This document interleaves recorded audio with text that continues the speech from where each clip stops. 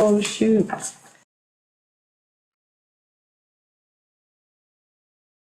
We're gonna get started. Coco, we're unmuted. Correct. Ready to go? All right, I'm gonna call the meeting to order. We have minutes from October 20th and October 23rd.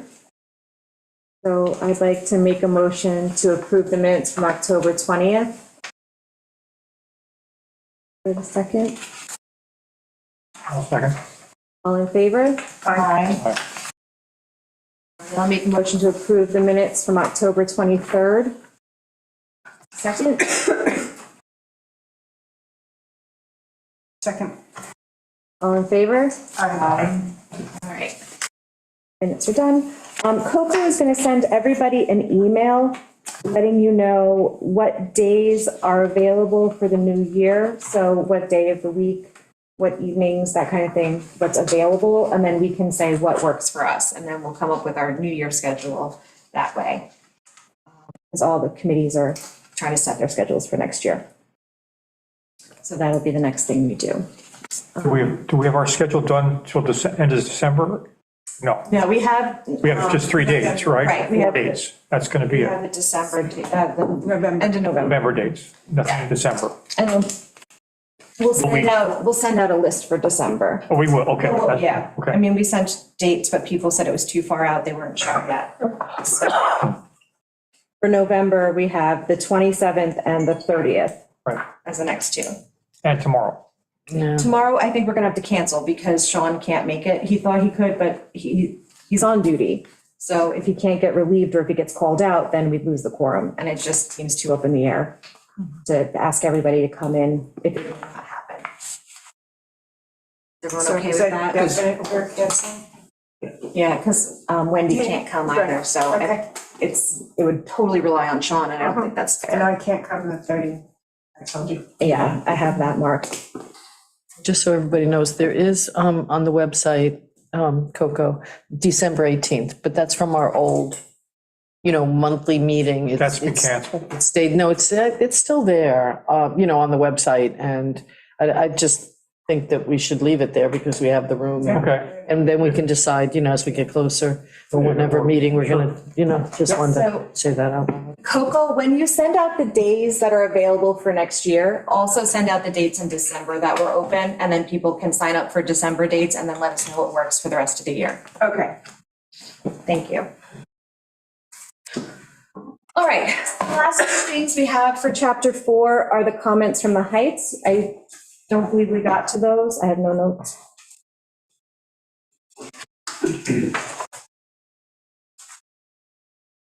So let's start with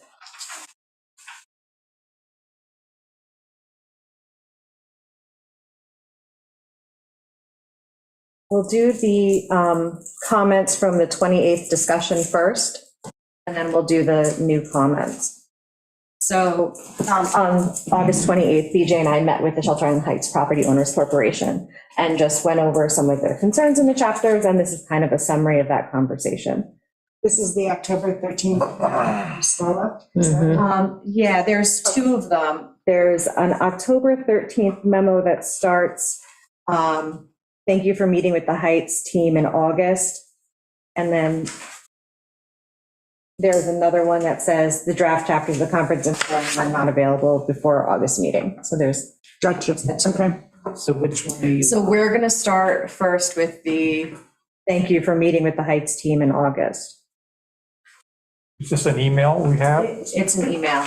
Got it on October 13th, Joanne just said. Oh, sorry. They're both dated, both of the memos are dated October 13th. Yeah. And they came into us on October 13th. So we'll start on page 2 of that first one, where it says Heights comments from our August 28th discussion. Right. Number 5, chapter. Yes, exactly. Number 5, chapter 4, page 44. For goal 41, 4.1.a, change the first paragraph after bullet points in column 1 to Shelter Island should implement regulations and design instead of not consider. So what they're talking about is we establish a graduated limit on the size of new houses, both knockdowns and new construction. And in the paragraph after the bullets, it says, to address these concerns, Shelter Island should consider regulations and design guidelines to mitigate the negative impacts discussed above.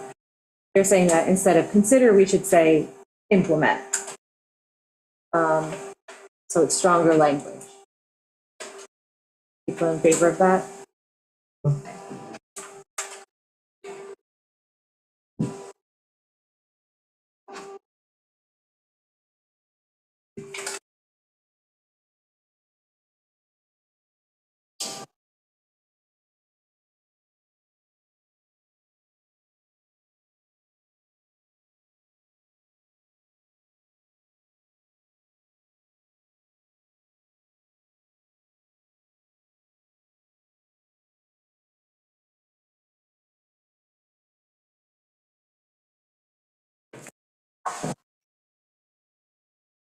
Let's see, so it also says in that one that the height supports restricting the aggregate size of all structures on a property to less than 6,000 square feet to preserve open space and the quaint character, ideally across the island or at least in the heights, eliminate special permits for aggregate structures in excess of 6,000 square feet. Alternatively, subscribe to a proportionality approach as long as future subdivisions and restricted so more homes cannot be built on the remaining property, formally strip remaining development rights or restrict by deed.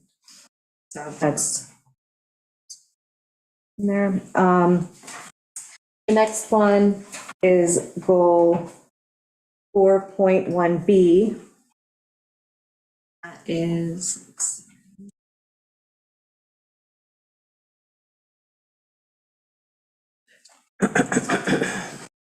and issuing permits for maximum allowed square footage, height supports, restriction on future conversions of garages, basements, attics, to ensure these other areas are incorporated into calculation and restricted by deed resolution.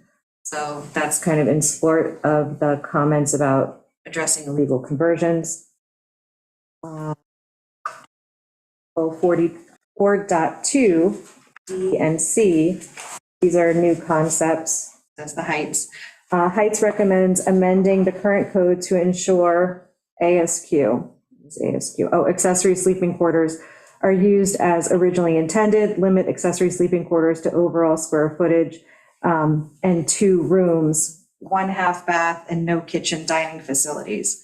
Heights believes that existing accessory sleeping quarters should not be allowed to convert to accessory apartments and should not have kitchen facilities with or without stoves or dining rooms. Town should tighten use of room labels, better define bedroom, kitchen, etc., to avoid more rooms in a structure than intended to accommodate family overflow. Continue to disallow the rental of accessory sleeping quarters, pool houses, and any buildings with living space. Allow no more than 1 structure per parcel with conditioned air, water, sewer, and septic. Well, I think that's a huge That's a big- divergence from what we've been discussing all along. It doesn't make a distinction, this suggestion, between near shore overlay and in terms of converting ASQs to ADUs. That's something the town has clearly come out very strongly in favor of, that ADUs in the not near shore overlay should be allowed. So there's that. And no more than 1 structure with conditioned air, water, sewer, or septic. That again is a big divergence.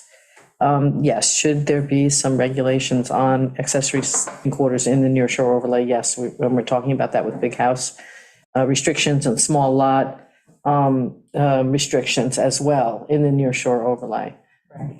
So do their comments based on the ability for the septic system? Yeah. But that's based on bedrooms, and there is the suggestion in here is let's stop playing around with bedroom. What's a bedroom? What's not a bedroom? Which has really been mentioned, I think, fairly often. So that should probably be addressed. That is it Suffolk County Health that Suffolk County Department of Health has very clear definition and guidelines on what you count when you do a bedroom count and what you don't count. right, and then it's Because there are certain sensible. rooms that they consider you know, a basic part of every home. You have a kitchen, you have a living room, you have a dining room, you have a den, and anything else is a bedroom. Yeah, I mean, I'm simplifying it, but it is, we could adopt something like that. Right. Call it what you will. Unless it's wall-to-wall treadmills, it's not a workout room. And this recommendation they're making, I don't know if they're really looking far enough ahead to think that many of the lots that are in the heights that are being developed now are larger and have more room and could be developed with these other spaces and additional housing on them. In the A carriage heights, or something like, oh, there's all those new lots that have opened up, and there's several that are for sale now. So, you know, if by precluding that at this point, making that law, then you have these people who are going to be coming to the ZBA saying, wait a minute, you know, why can't I? I've got an acre, you know, you should allow me to do this. And then we're in the, you know, it's a boondoggle, no fun things. Yeah, and there's also a lot of people who already have conditions on their property, so it creates a significant amount of non-conforming Right. structures. So I don't know that's the best. We understand their intent, Right. and it's admirable. Just how do we make it happen? so the tightening of room labels. Yes. So, This is an interesting one too, the structure per parcel, but I mean, forget the conditioned airspace, air, water, sewer. This too has come up, especially in light of a recent construction down at Shell Beach. But I think that should be tied into lot size. I have to be, you know, you have a detached I garage. think it and- goes into your complete square footage. your Right. total square footage. Right, okay, I mean, because, you know, you want a shed, does that count? yeah. You know, if you have antique cars, you want to condition your garage so they don't get, you know, humidity, wear and tear. Are you not allowed to do that now because you have a conditioned home? Yeah, You know, I think I understand the intention of it, but I think it's too extreme. And it doesn't really fully look at all the possible consequences. so it's overall SFLA, right?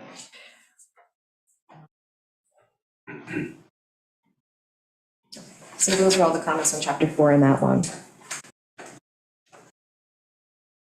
So now I'm going to move to the other letter we received from them, also from October 13th. And we'll start with item number 1. Chapter 4, page 42. Workforce housing should be regulated as it could create a boarding house scenario that requires restrictions, regulations regarding maximum number of residents per bedroom, ample off-street parking, noise, and et cetera. We have on the books 2 people per bedroom. We've discussed the difficulty in defining a family in New York State for the purposes of housing, which we don't really want to tread on that. If people are living in a communal situation, eating dinner together occasionally, sharing a refrigerator, who are you to say it's not a family? It's, you know, That's again, the way I'm the law is. simplifying it, you know? So I think, again, I'm not sure that we have anywhere to go with the suggestion. The other here, ample off-street parking, I don't know that I've seen much in the terms of complaints about that. Like, is that a problem that we need to address? Because, sure. No, we haven't Heard any complaints, No, like but- they haven't come come in through the building No, department. but it is the height, so they already have like a restricted space Mm, where they would be concerned about. yeah. Some of those houses have at least like 2, Right. like at least 2 usually, I Okay, think. but there's no, Yeah. is there no overnight parking on the streets in the Heights, I thought? Especially not in the summer. Yeah. I don't know about in the winter. Prohibited. I don't Lori, think is so. there overnight parking on the streets in the Heights? It's restricted to members, I'd say to be a property owner. Okay. Yeah, so How do you monitor that? stickers? No, we know. Okay. Well, that's kind of scary. Right, we know. All right. Shelter. We have had problems with rental houses that have 4 and 6 cars, and there's not enough parking space for them. So the parking ends up like all over the place. So, when we bring things up, it's because there's an issue. It says should be regulated as it could create. So it's also stated in a way that it's not an issue. Okay, so So would that fall under the Shelter Island police department, like if they're gonna call in like excessive parking? Yeah, I mean, a lot of that's enforcement, if Because there's. that's what they're asking for, that like to avoid this situation, to have some kind of regulation.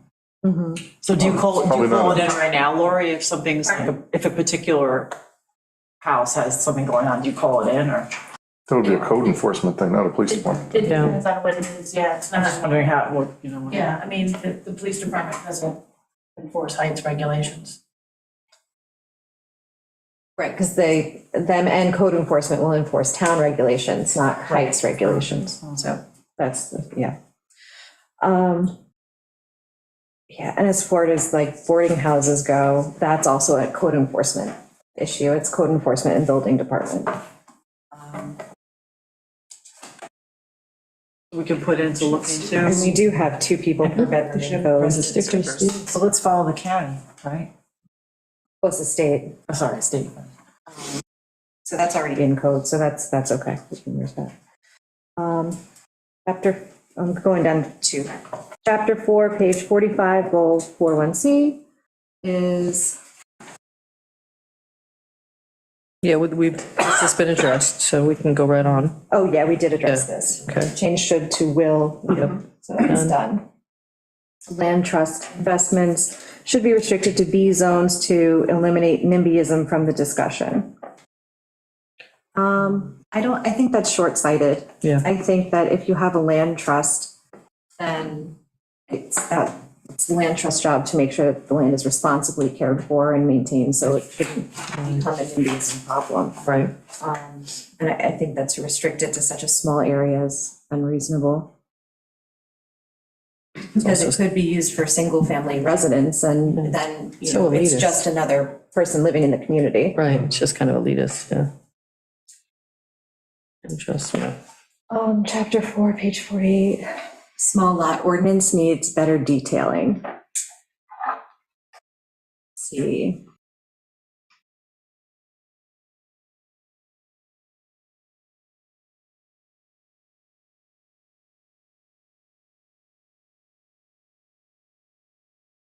Right. Oh, not enough details on the small lot ordinance. What are the proposed recommendations? Ways to regulate this include the following. I think this is, again, this kind of point where there should be a small lot ordinance, but we are not dictating that to future town boards. You're not There's- dictating exactly what it should look like, because that requires a more in-depth discussion. Right, public hearings at that time, Mhm. be a planner at Well, we that can time. take their recommendations, add them to the Looked at. discussion, yeah. Yeah, well, it's here, here are some ways, floor area ratio, pyramid regulations. Right. So, but that's not exclusionary, that's just, could include something like, so I think this is pretty good the way it is. Okay. And then 44A is, please be more detailed in restrictive language regarding any development in the nearshore overlay. The Heights believes that variances or special permits should not be granted in the nearshore overlay, including the adjacent vegetative buffer period. Okay, noted. Had this discussion, you're not allowed to not have variances. You have to have a relief valve for all things. That's why we have a zoning board, because you have to have some place for people to Yeah. appeal things that they, are struggling with. Because, you can have a property that is pre-existing non-conforming, you may need to, remove a deck or replace a deck or something that's in a restricted area, and so you need to be able to go to someone and say, hey, Yeah, I want but to do this. and it is mentioned, that variances should be discouraged. Yeah. When it involves developments, it's in here. Especially with new development. In the near shore overlay, yeah. Okay, chapter 4, page 48, goal 44A. Go for it. Change should be to will. So regulations and boundaries will be maintained and strengthened when listing possible actions include restricting the number of structures with water and septic requirements as well.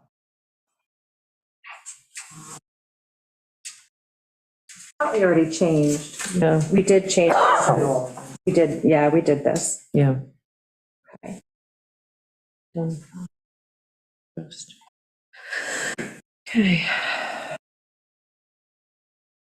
Yeah, because we also included that boards develop strict criteria for evaluating any exception To establish standards.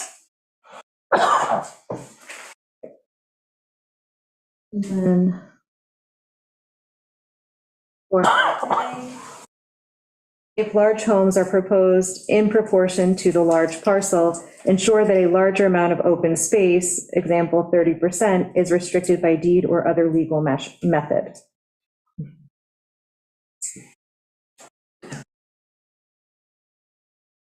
So that kind of goes, well, there's mandatory set aside for subdivisions.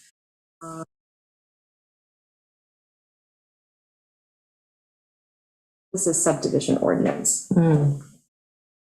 So it's kind of a new addition. So they're set aside for open space and then they're set aside for workforce housing? No, here they're talking about just set aside for, So if you say, no, you know, if we, large house ordinance, new one will say maximum, I'm just going to pull a number, 10,000 square feet, all the space, all the condition, anything inside a box, 10,000 maximum, that's it. And what will that maximum be? It will be only if you have 4 acres. I think the point here is that once, if that's how this argument, this point here is to say, you can in the future take those 4 acres and develop them, subdivide them off or whatever. There has to be some sort of deed restriction to say, you've entered into the deal with the devil. That's it. You get your big house, but whatever the maximum is that eventually gets developed. I think that's. Well, and I think this is also saying that a certain percentage of that property has to be set aside for open space. So like But open space that but- people can use. Well, that's the thing. No, I don't think it's open space that people can use. I think it's just, You can't, needs to if be, you have a huge parcel, Like- you can't build on it from property line to property line. Right. Right, And create a Ira who's what's his in the Hamptons type house. yes, yes. Okay. yeah, and having that be, deed restricted, like you can't build on Instead it. of open future. space lot coverage, Well, yeah, I mean, that's kind of what, I mean, because open all the space, restrictions would create that. right, but open space intimates that it's public. It does. Right. I think that this doesn't belong in this point that they're the goal, in that goal. I think I mean, that it goes about belongs. subdivision. So this would be just, in general, if someone's going to build a big house, then they have to have more open space Right. on the property. that's a different. Or when you're considering restrictions on on house size. Make sure that you accommodate, like, Right. make sure there's maintains, like a certain amount of lot coverage, so that you don't have a tennis court, a pool, a Driveway, you know, Yeah. and so it's not 100% covered with a the, little strip by the road of grass or something. I see what they're thinking, okay. And that would be really in point goal 4.1. right. So I'll just make a note of should be goal 4.1. Add a sentence in there, okay. All right.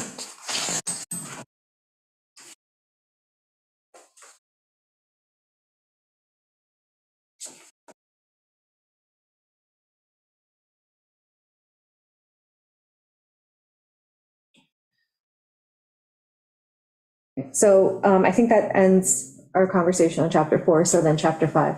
What's the next part? Start with the boards. Or should we just continue with still as my note since we're there? Yeah, we can do that.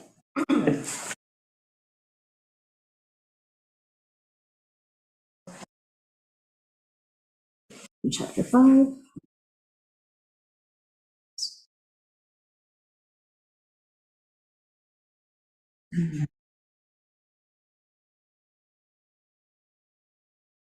We're just going to stay on the same document.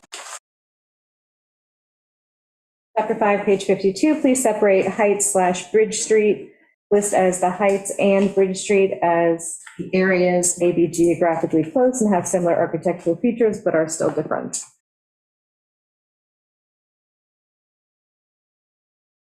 I think that's it's a problem, or a solution looking for a problem. It's Heights Bridge Street, it's not, we're not saying change it or merge them or anything, it's just a way to discuss a part of the island. You know, that that are adjacent, that do abut each other. And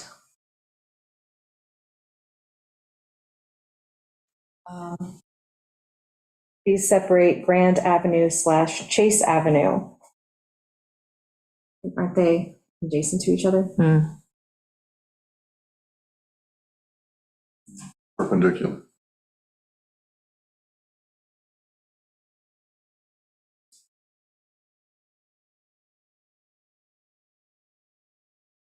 Here's one example of the use. The Heights / Bridge Street area is a unique business zone, and it's talking about scale, character, design, how we want to preserve that.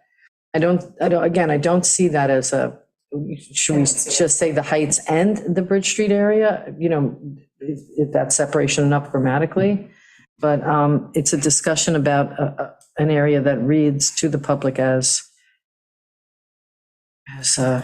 unified. One leads right into the other. It's hard to separate them. Yeah. Okay. Chapter 5, page 60, goal 5.1A.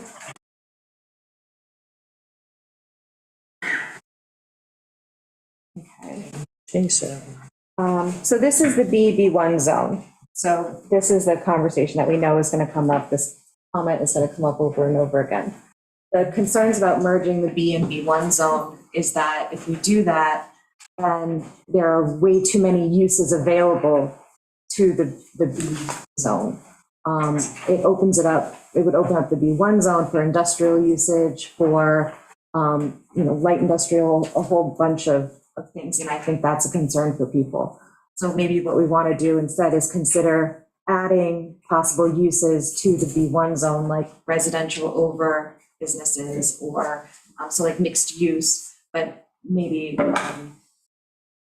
banning something like light industrial in the B1 zone, because B1 is really just from the assessor's office down to Justice Hall and across the street on that side as well. So keeping industrial out of this one block is a good idea.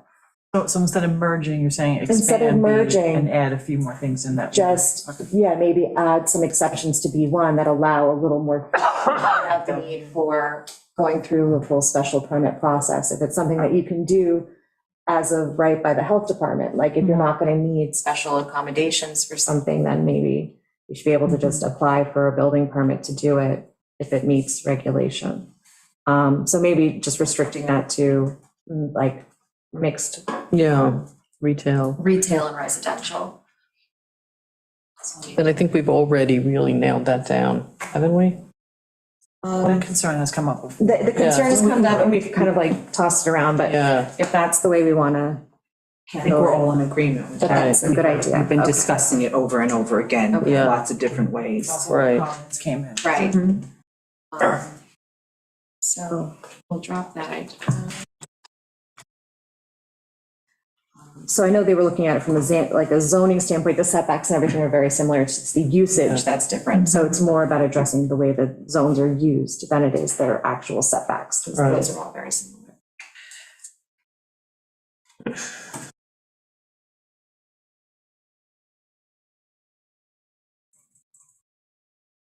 Just talk about the next one.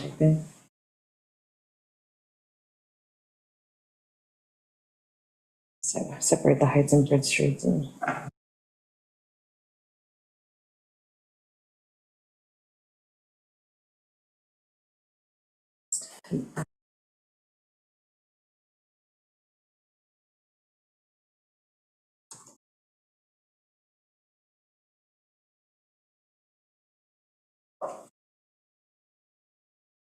Okay.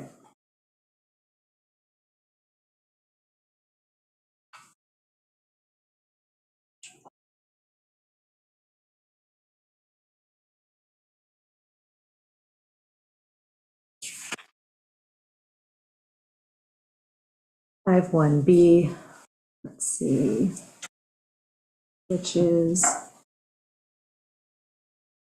Again, there's a lot of verbiage here about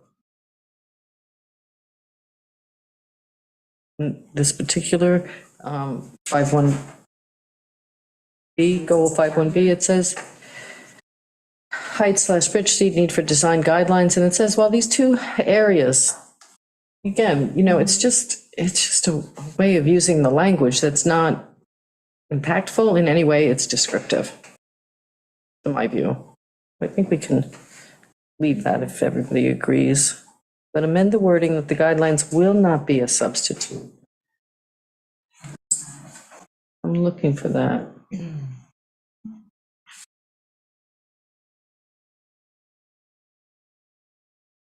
Oh, here it is. Page 62, last paragraph, maybe the third sentence up. The guidelines would not be a substitute for zoning regulations, rather provide a framework for building form, streetscape, landscape character as part of the site plan review by the planning board. Would not be a substitute for zoning regulations. No, it would be, Well, I mean, they're asking that it say will not instead of would not. Yeah. Like, it's the same. it is the same strength. In my mind, I see these design guidelines as almost, I think I would like to see them written as strongly as a zoning regulation. I mean, I think the concern is more about usage. yeah. They want use restrictions, which is, redefining what you're allowed to do in the B zone. I mean, unless you create a different zone just for the heights or specific areas. Mhm. I mean, fast food, we already have a rule against chains, so that takes care of that. Pot sales, you'd have to No, pass a referendum. we've passed, I was going to say, we passed it. we passed a code, no pop. pop Right, retail here. okay. It's in Yeah, our I thought we code. Took care of that. Yeah. High water use, sewer demand, even if the building meets design standards, that's something that the utility has to regulate. Mhm.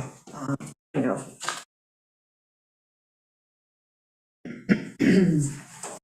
62. 2A, Verizon Fios, let's see, has already done a good deal of preliminary work recently. This should be mentioned, and the Heights should be listed as a partner. Much detail. Yeah, they've only brought Fios to a few places on the island. Not everybody has a pet. It goes down 114, but it doesn't really, they haven't gotten everywhere. Yeah, and even on 114, it's not widely available. Chapter 5, page 62.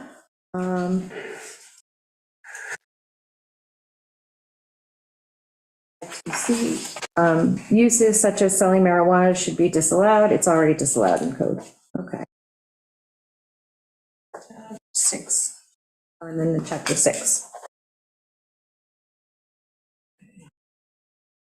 Go to their other document. Yep, so now we're gonna go over to the other document from the Heights. Chapter 5, page 62. 52C, new concept. Heights suggests that in addition to design standards, the town should introduce site plan review for residential home-based businesses and new residential projects in general. On-premise parking should be the priority, and runoff design plans must be approved by the town. Large homes, rental homes, and homes used for business introduce many more parking issues, particularly in the Heights. Well, okay. I mean, home-based businesses aren't supposed to be like brick and mortar where people are stopping by constantly to pick things up and. And they're not applicable to the Heights, really. There's no C zone in the Heights. No. Right. So there's They're all that. double A or Yeah. they're B zone. Yeah. So there shouldn't be any home-based businesses.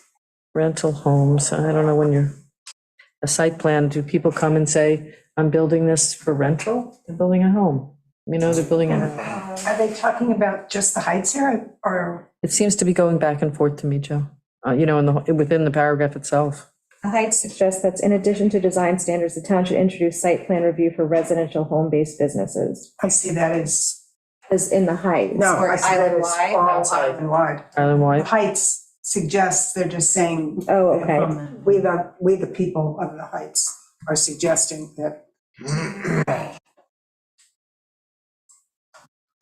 But when does that happen? If you're in C-zone, you can open up a business. You don't go anywhere to do that. You just, you read the code and you say, oh, this business is allowed and I'm going to open it.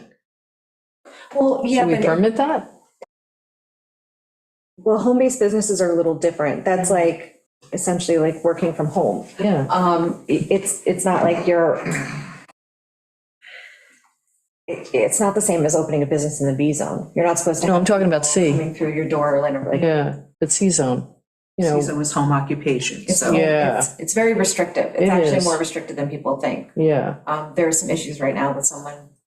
Just like Walter Brigham had a dotage business on Winthrop C-zone, Dottie, the hairdresser, by Right. the airport, right? So I'm just wondering where we would put these restrictions in. What point and what process? There is no process, you just, Or is there like A level of business that would require a special permit. I mean, most of, most of the time you can't even tell there's a business there. right, Because if they're advertising, it looks like a business, then that's against the regulation. yeah, So, yeah, okay. I think we can see this, so we'll think about that. yeah.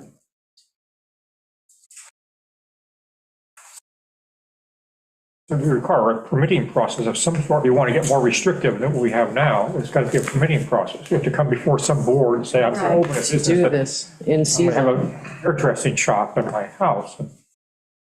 So we have to develop that. yeah. I mean, the C-zone has a list of what's permitted in the C-zone, so Right. Right, that starts your guidance on what you can, cannot do, just like what John's saying, then right, you have to go. And also, some of those businesses may have to do a permitting process on their own through the state, for example.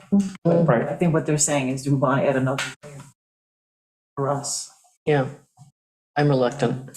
Right now, it's sort of if bygones be bygones. If it's not affecting your neighbors, the neighbors aren't complaining, it's cool, A lot of people have a construction business and they have guys coming, pick up materials, leaving all day long. There's stuff going on. It's in the C zone. Well, it's the C zone, so that's okay.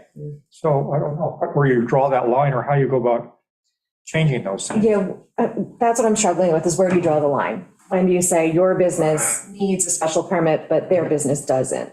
And it's, some of this would be when you're constructing. I don't know too many people who are constructing a new structure on their property to run a business out of, because that's not how it's not how that's allowed to work. I do know sometimes when they change the use or they're upgrading in some way and they have to come back in, we had some examples of those in the Association of Towns meetings. Right. They came back to upgrade something or change the usage, how they were Well, change once of doing. use is different. That does go Then through a they're gonna permit have to, process. Right. So that would be different. Okay.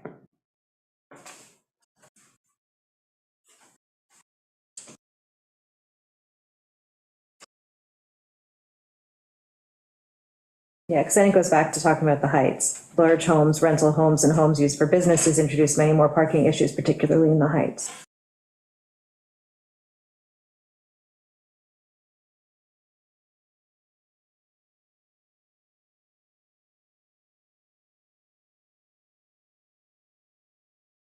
They're taking businesses in the heights.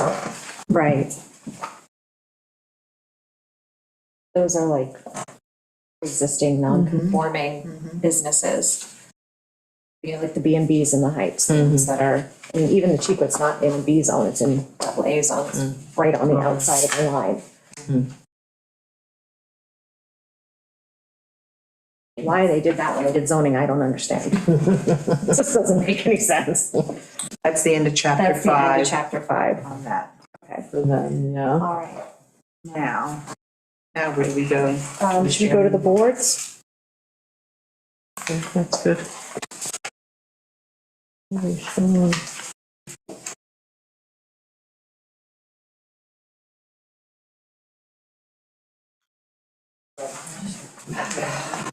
Board.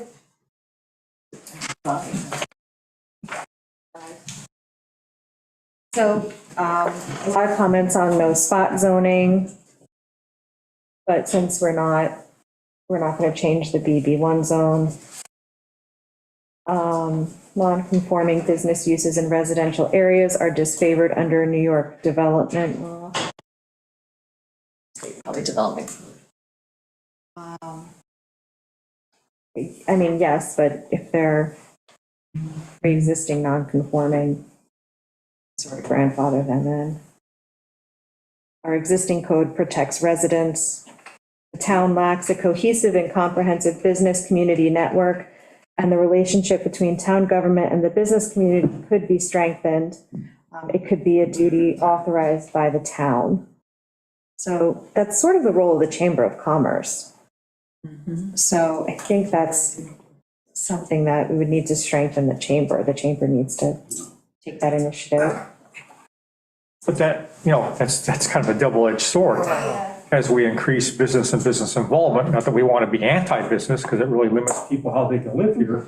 It also increases activity and traffic and all kinds of other things that sometimes, at certain times of the year, people find objectionable. So how do you find and draw that line?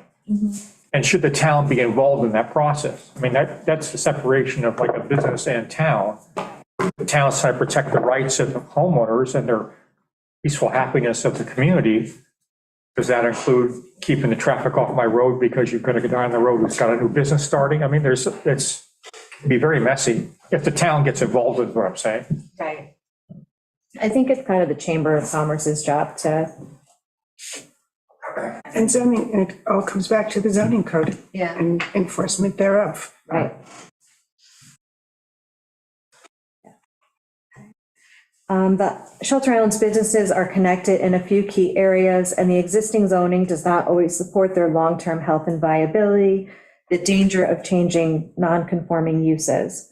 So we don't recommend making anything conforming that is currently non-conforming. So there's no recommendation to make currently pre-existing non-conforming, like the hotels that are spotted all over the place, conforming. Like there's no recommendation to create a special zone for them. So why state this?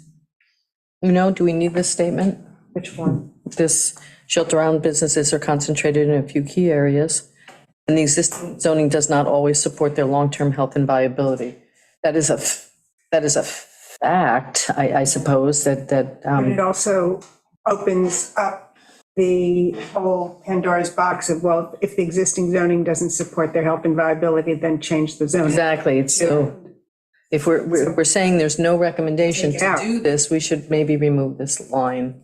So, Does that make sense within the context? well, because it's related to the B1, so let's read this one. Shelter Islands businesses are concentrated in a few key areas, and the existing zoning does not always support their long-term health and viability.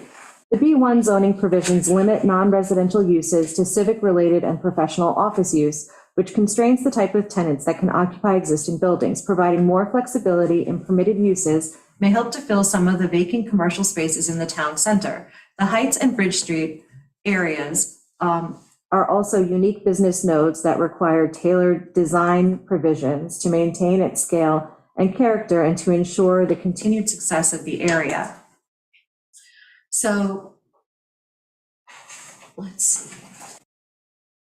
Sorry, what did you read? From what? I read from the summary of key findings, Chapter 5. page 52, the third point down. So, let's see.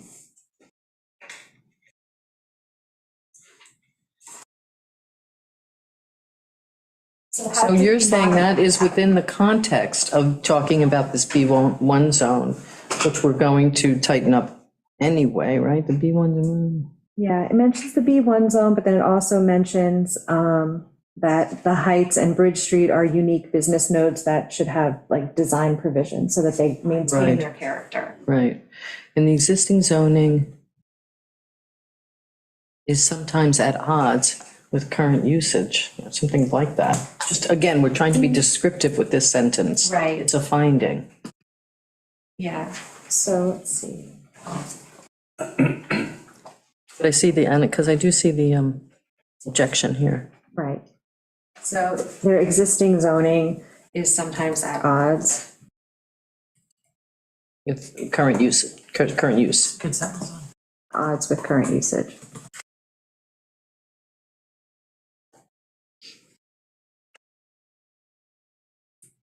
I still think that opens up the question of changing the zoning.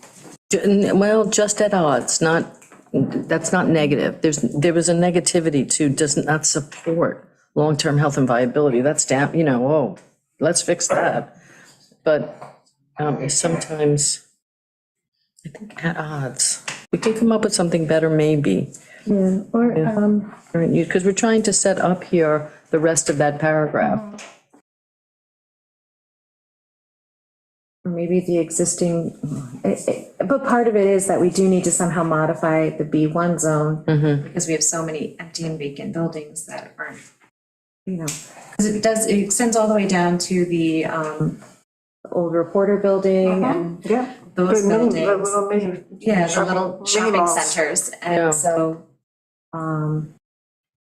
maybe existing zoning. restricts usage, or, I don't know how to.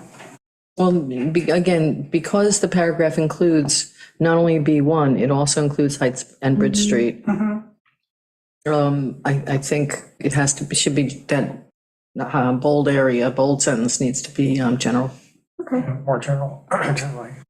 Okay. all right, so I'll leave it as at odds, And then if we come up with a Come up better. with, yeah. ideal, we'll. Yeah.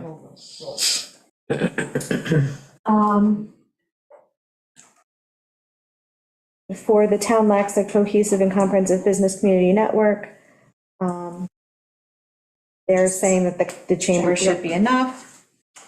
legacy industries such as boating, fishing, shellfishing, and farming remain vital.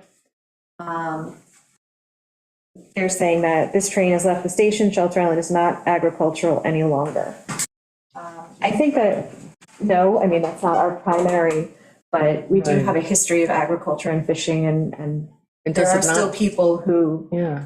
Am I the only one who loves having the fish cooler on the side of the? Right, exactly. Next now it's fixed. Oh, you're the one. I'm the one. So can we You got that say stack of scallops, a didn't you? small middle park, or, Well, it says that legacy industries such as boating, fishing, Right. shellfishing, and farming remain a vital, if no longer a major part of Shelter Island employment. They are characteristic of the island's heritage and still have the potential to provide local jobs and stimulate economic activity. And there's So more, it kind of there's more, acknowledges that they're not a major part. and there is growth in oyster farming. I mean, it's never going to be does this include marinas?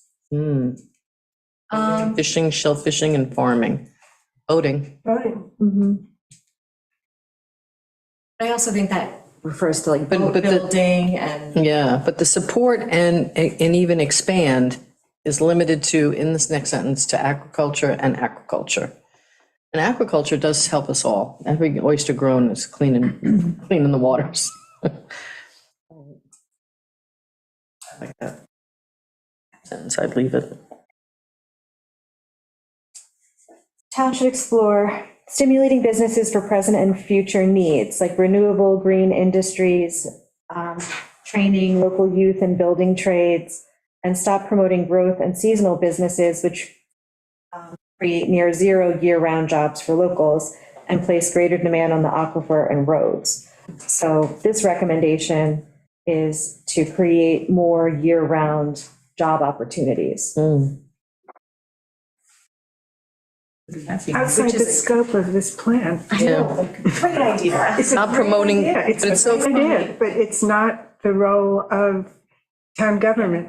And this is inherently contradictory. Town should explore stimulating business for present and future needs, and should stop promoting growth. Yeah, it's, And with some of the seasonal jobs, I have to say, provide a year-round, you might not work the whole year, but you may have earned money that is good enough for year-round.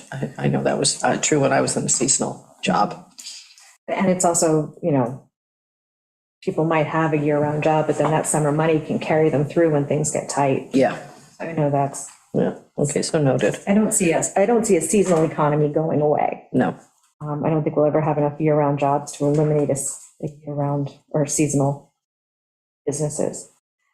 And don't year-round jobs come out of a need? I mean, if Yes. you feel like we have a need here, well, then somebody's going to be an entrepreneur and start it. And if they haven't already, I don't know what's wrong with it. You know what I mean? It's just like, that's something that evolves out of the process. I don't see some big companies saying, hey, we're gonna put our headquarters here, so you're gonna have year round, it's just not. Or even have a think tank at town hall trying to decide which development should encourage or what, that seems like, no. I just think it's not the job of government. Yeah. This is the spot zoning again, and we understand there's going to be the only place where we're not talking about spot zoning, they're already spot zoned, the marina's already B zone. So we're going to have that fuller discussion when we come to that chapter, so we'll just postpone that one, okay? Next one. In order to support local economy, we need a comprehensive business plan for onboarding and protecting seasonal workers. Also, not the job. Identify a town employee who acts to respond to seasonal workers' needs, collaborate with local businesses with the goal of building a sustainable long-term relationship with our seasonal staff. I just Also can't, not really government's function.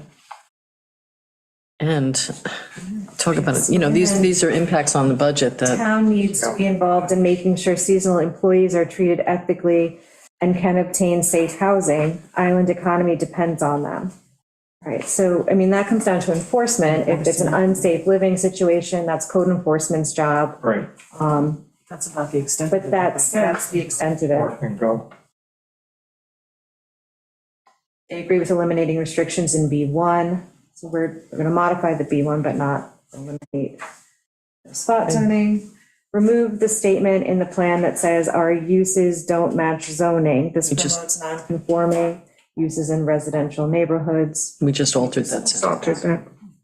Protect residential zoning, prohibit expansion of non-conforming uses, environmentally sensitive areas of the nearshore overlay. Yeah, I mean, we don't have anything that. There's already a prohibition on the expansion of non-conforming uses because you need to go through a special permitting Site process plan. or site plan review in order to get permission to change. In the nearshore overlay, yeah, absolutely. Just in general, if you have a pre-existing non-conforming, you have to go to site plan review and a whole bunch of things in order to expand. And the expansion is really, just the most recent one was totally not even allowed to have a stoop outside the existing footprint, so it seems like it's getting very tight. So then on to the recommendation board, which is one on the floor there. This is the BB1. I'm just gonna, if you make BB1 the same, there's no control of growth and use. So we've acknowledged that and we're making that change.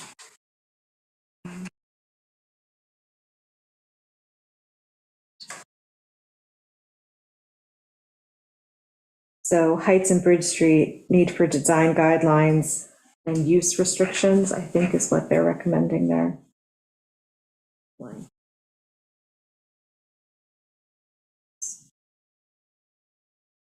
We discussed that. Support for design guidelines in the Heights, Bridge Street, B areas. Require a certificate of appropriateness for a building permit. I don't know what a certificate of appropriateness would be. Is that? Yeah, is that use, we back to use here? Like, A change, yeah, I somebody guess wanted- change of use. I mean, if it's design guidelines, then Yeah. a certificate saying that you meet the guidelines, that would have to be developed with the design guidelines is how the permit gets established. Right, I think. So you would need that before you got a permit, Right.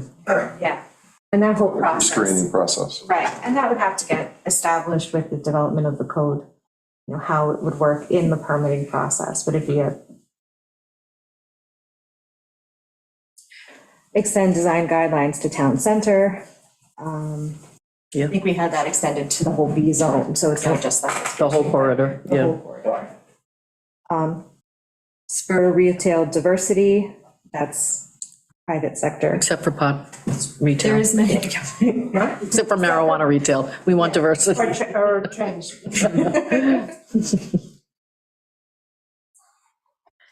Yes, but we don't have marijuana allowed on the island. Yeah, not much to do there. How will the desired guidelines be enforced if construction is as of right? Well, it would be in the permitting process. You'd have guidelines that you had to. Tax warehoused properties. I don't understand. Like, Like the. if you don't have a tenant, you pay more. Right. Oh, so Like the not same thing vacant for tax on setbacks. empty property. empty properties, Same okay. thing. I was like, warehouse properties, how many warehouses do we have on the island that we would tax specifically? I get you now, okay. Same as the next. Tired brain, sorry, guys. Next three, those three are, Right, taxing derelict property owners, if something's abandoned and not being used. So that's a concept that's come up a few times. It has, Do we but wanna boy, add it's a that tough one. concept? It's a tough one. Think about a recession. You Yeah. know, I mean, and a landlord loses his tenant and then, you know, his taxes go up. I don't know. It's gotta be a period of time. Yeah. Yeah. We've all seen that cycle come through and change things drastically. So Yeah. I thought we had added, let me see. Speed internet. Okay. So. So after extended vacancy. Right. well, that's the point after the empty eyesore commercial properties should be taxed, yada, yada, yada. There should be a time limit on empty commercial property. Yeah, okay. Could it change its zoning status? Let's say you're empty for more than a year, change the status to some new status. Well, it actually does. So let's say you had a pre-existing non-conforming usage in that building. And so, for example, what used to be, or we could say Carol's, what used to be Carol's. So now it's a real estate office. So they can't just go back to being a diner because they'd have to go for a change of use. So they would need site plan review, special permitting process, all that, because it would be non-conforming.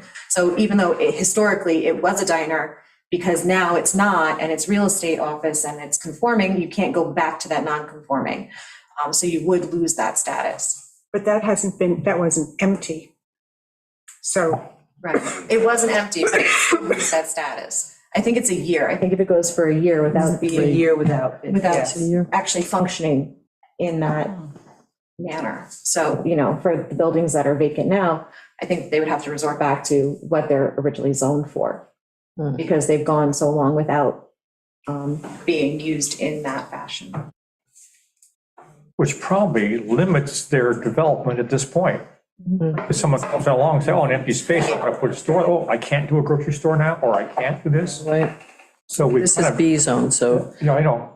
This is B1, the ones that we were talking about that are vacant, they're B1. oh, that's So they were very non-conforming. Right, to be a market, right. yeah, because they're not retail specific and they're not right. municipal, so, yeah. That would need a site plan review and a special permit.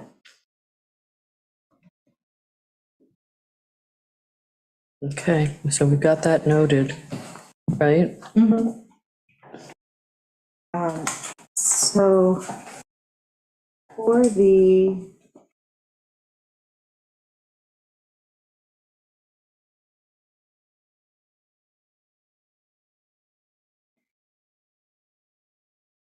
Guidelines for town center, that looks good, that's a positive, right? And 5.2B, work with Chamber of Commerce to set up a group health plan for local businesses. That's This it, is a very complicated issue and should be handled through the state or federal grants. Good sentiment, not likely to be successful, but could still look into it. so, Years ago, we looked into it, I mean, 25 years ago. I don't ever remember what happened. I think No. it's, again, it's a complex issue. But now we have these nonprofit groups that are helping small communities deal with that. There might be more, you know, More help out possibilities there, yeah. out there than we've maybe thought of. It's certainly gonna make a difference for a lot of businesses. yeah, and it's there may worth be more looking into. opportunities for Yep. it now than there were in the past.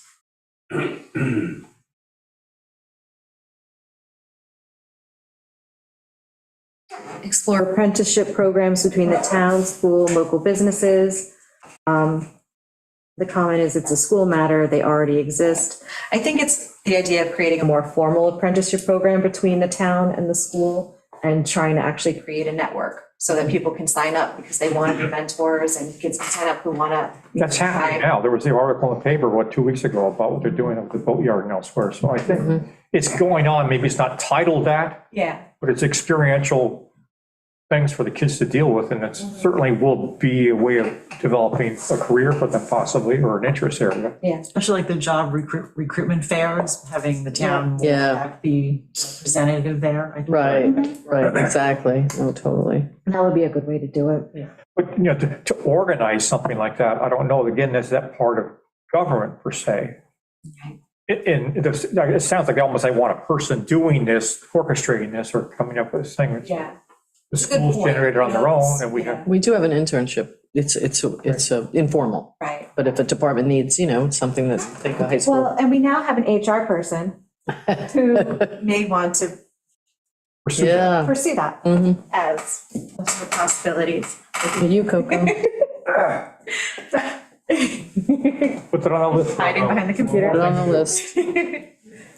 Okay. So we'll just leave that. Score is not sufficient, but score is not a bad suggestion, so we're going to leave it. New training for island residents that is targeted to employer needs. Okay, well, Yeah, okay.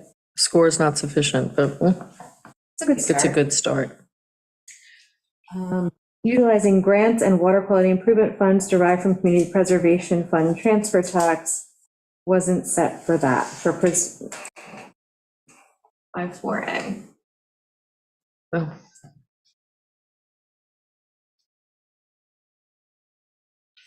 Noted. That's all I can say. Just noted. Okay. Consider leasing municipally owned underwater properties for aquaculture. Nope, nope, no. Wow. Um,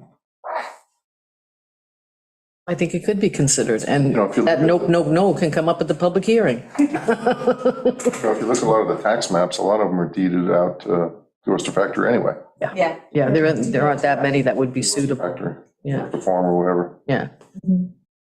Allow upwellers at docks.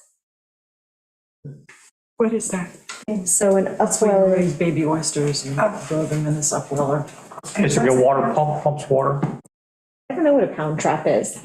Was it? Protect pound traps.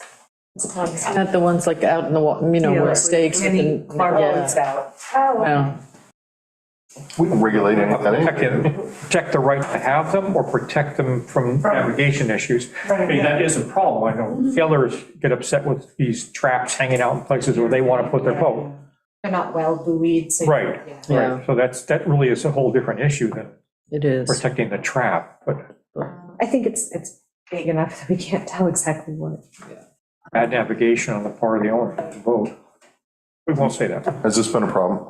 Yeah, that's what I'm For some, saying. yes, For some sailors who maybe don't know their way around. yeah. I mean, it's, wherever you sail, you're gonna come, there's lobster traps up and down the East Coast, crab traps, whatever. I just I can't, don't think we disallow upwellers at docks. I think you're allowed to have them. yeah. They can be noisy, and that'd be the thing, but then you have a series of, Have it on your own dock. You just, right, once you get into having it at town dock, then Yeah, then Right. we're supporting, different. providing the. a business. Electric, yeah. And yeah. power and everything else for them. Yeah, so we allow, I think we already allow. Okay, back to it's, It's for growing baby oysters. It's a Yeah, it's technique and a method to grow baby oysters. It pumps a lot of water past them quickly to feed Like a them. baby and oyster incubator? so they can, incubator, yes. Oyster incubator. Oyster incubator. and they can For clean. clams too, and also for scallops. Yeah. Shellfish. Mussels. Okay, more about derelict properties for the last 2 points, so that's good.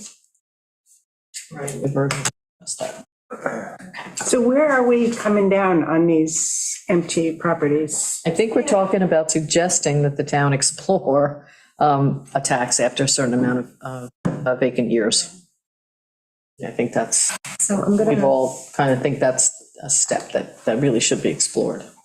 That has been brought up by the public numerous times. Yeah. yeah, but there needs to be some kind of consequence for letting a property go derelict without. Because we don't want to get involved with doing a taking or something like that. That gets such a, Well, you know, there's that point where it becomes an attractive nuisance, I think is the term of art. And that was La Terrace, yeah, we right? did that You know, it years just, ago. right? yeah. Those were cute little buildings, weren't they They cute? were They were adorable. just so cute. They made Wood Street just incredible. I know. But the park is nice too. How much did we, Maybe the John, but yeah, it's I nice. know, but how much did we end up paying them for that building? La Terrace? I'm not Just sure. tax value, I think is what it was. Nothing more. Yeah. Of course, the taxes back then weren't very much either. I don't remember. That's a cool restaurant. It was. I hadn't thought, I said to Meg, I haven't thought about that in years. It was Well, it's the okay. Price's office there, you know. Wasn't it our racket for a while too? Was it? Yes, Yeah, yes. right? I think that's when I first, got here. In the French restaurant, Yeah. So. come back, almost 50 years. Isn't that Shut up.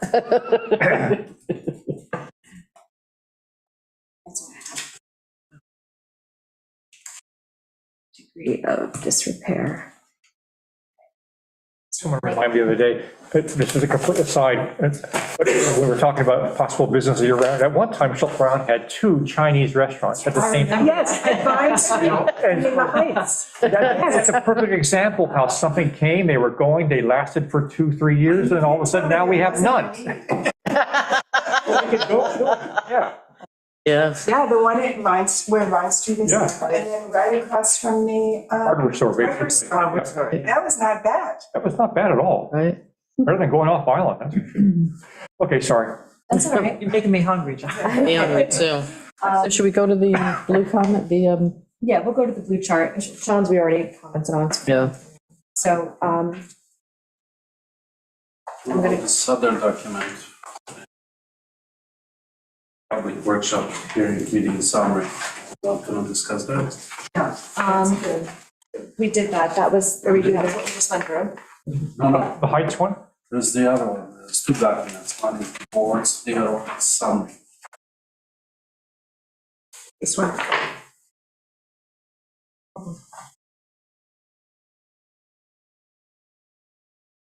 Go ahead, pass that around, please. Just Let's see what that is. I think it, Yeah, that's just the summary of what we went. it's pretty much the boards. It's Just the a board. summary of the board. Let's see. The Right. boards and the comments. Yeah, oh, okay.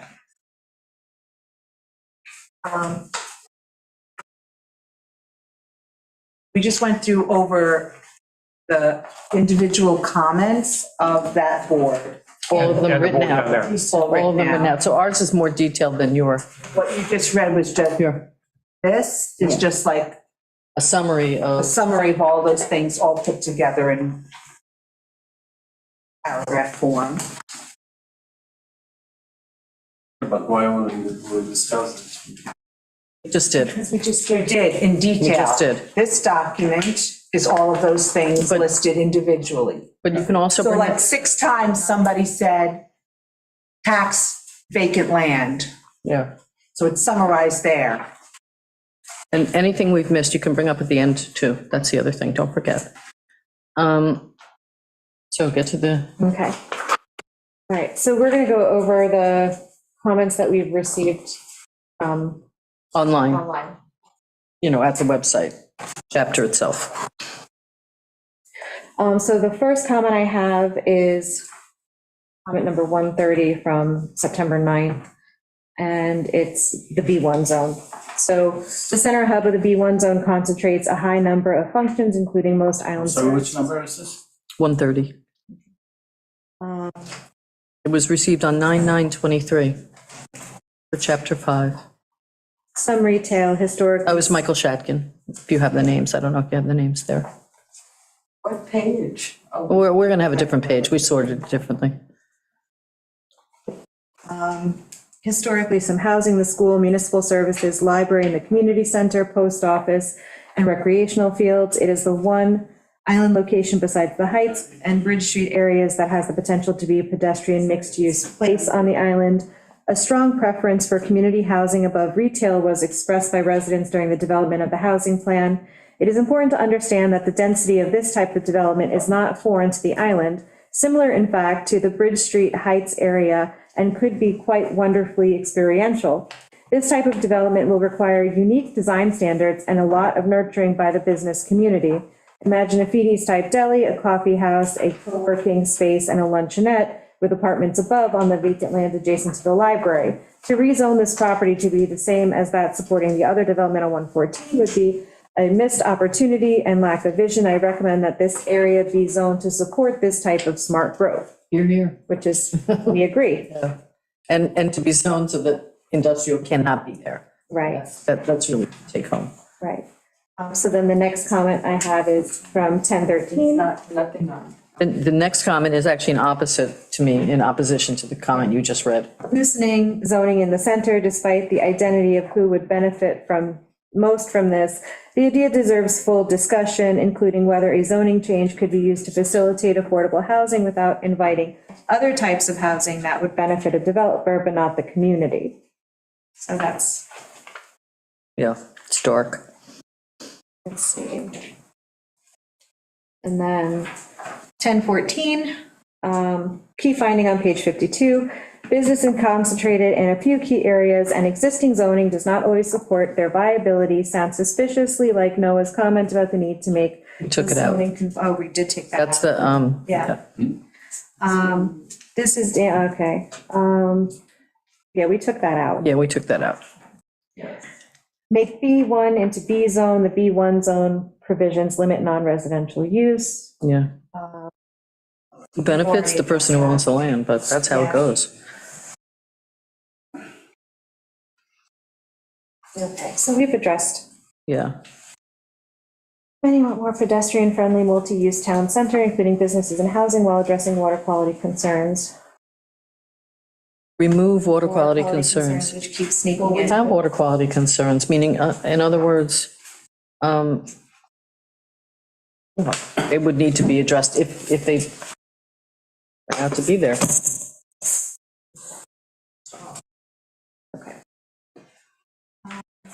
that all we have for economy in this? In that one, yeah, Yeah, because then it goes to transportation. yeah. All right. Sorry, I submitted comments on spot zoning that were not covered. We haven't finished going through everything yet. This is just the chart. I still have your hand. Spot zoning on Marina? The Marina one? No, she also did a page on spot zoning. Oh, okay. When was that received? October 13th. Thank you. There you go. I can find it then. I can find it then, yeah, thanks. It's this one.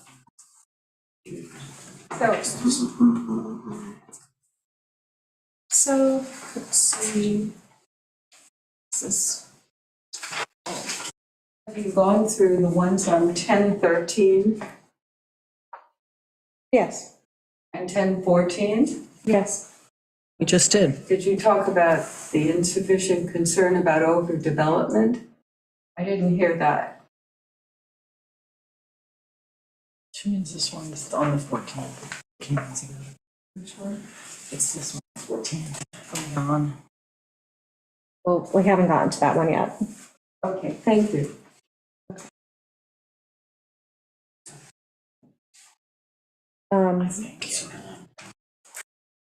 I have this one that says Kim Nolan. So I'm going to read Kim Nolan's spot zoning in the comprehensive plan. At the CPAC meeting on Friday, the 13th, BFJ consultant misled the public about. From me, that came out. Okay. I'm sorry, I had it mislabeled. Which document is this? I mean, we cannot follow what you guys are reading. It's all, it's not page numbered. What item are you on? I'm on a letter that it's an email, it's a letter that we received from Kathleen DeRose regarding spot zoning. That's what we're discussing. And she's here, I think. At the CPAC meeting on Friday, October 13th, BFJ Consulting misled the public about spot zoning risk in the comprehensive plan. Let's see. Dismissed multiple written comments against spot zoning collected in the 23rd public hearing, concerns that should be clearly incorporated in the final draft of the plan. BFJ also falsely stated that creating new zones to recognize existing hotels and marinas in the residential zones is not spot zoning. Keeping business zones separate from residential ones and concentrating businesses in central places with suitable infrastructure are basic good zoning practices. Spot zoning does the opposite. Spot zoning grants a special zoning exemption to a single property owner. We have two types of spot zoning here. There are non-conforming uses or special exemptions for businesses sitting in residential zones at the time of the zoning code was created, like the Ram's Head Inn, where the zoning remains residential. There are also scattered small business zones outside the central business district to accommodate certain types of businesses like boatyards and marinas. Both non-conforming uses and small businesses districts are exceptions carved out to address specific historic uses. They are not unlimited licenses to expand. That is correct. Land use planners disfavor spot zoning because it is not in the public interest. The New York State guidelines for comprehensive plans specifically identify spot zoning as a bad practice because exceptions that give special favors to one property owner over others are by definition unfair. So let's, Unsurprisingly, spot zoning causes problems. It leads to disputes over a nuisance created by spot zone businesses in residential zones. Also, property owners often try to use their zoning exceptions to expand. The property owner gets the financial windfall from additional or changed uses like adding more bedrooms to a hotel or building and renting a wedding hall while the neighbors bear all the costs like increased noise, traffic, and pollution. Expansion runs counter to the original intent of the exception.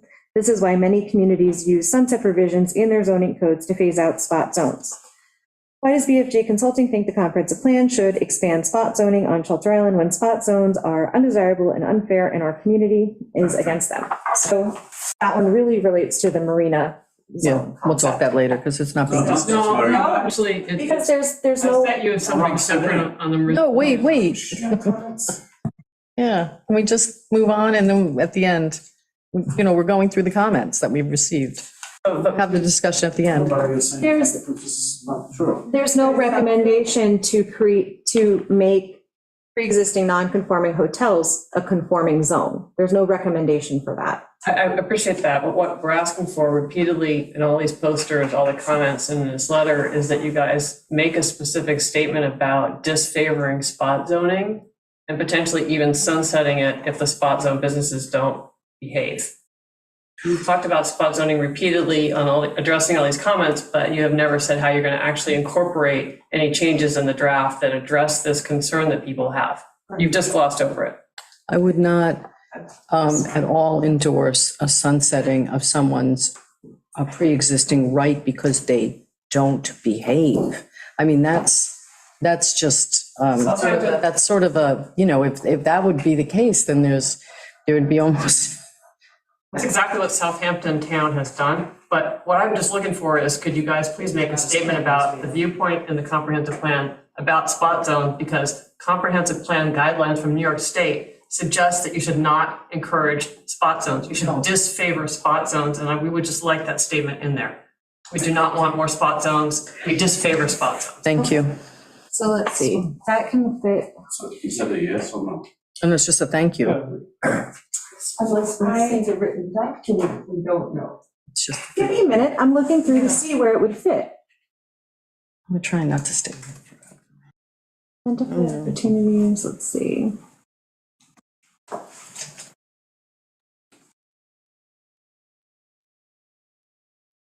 It fits into the Oh, God. chapter 11. But Right, we're not in chapter 11, so I'll make a note to review this again.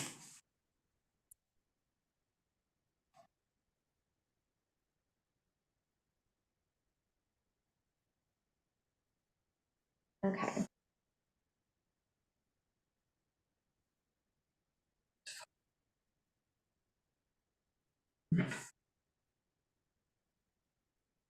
Now to figure out.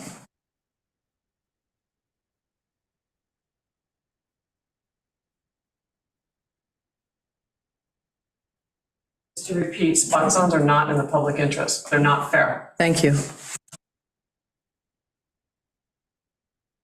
All right. The next one I am looking at is from Jan.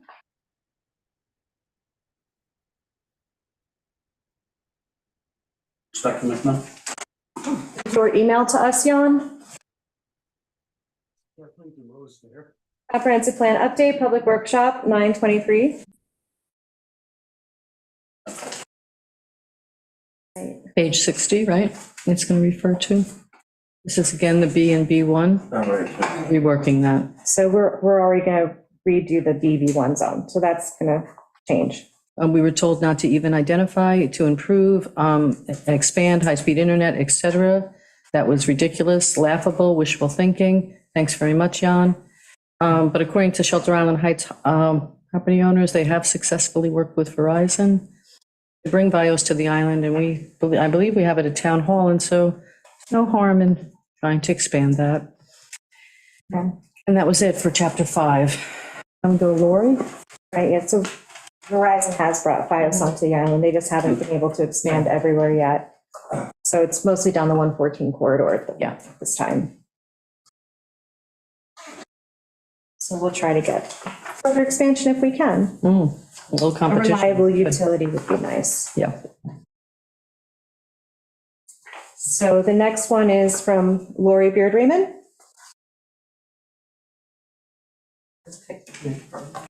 So on this point, no mention of parking issues. On page 47, it's mentioned for housing, page 61 in economy B zone, and building coverage design guidelines, page 62, page 63, page 68, page 78, and page 79. So All the design guidelines take parking into account. yeah, I think we're good. Okay.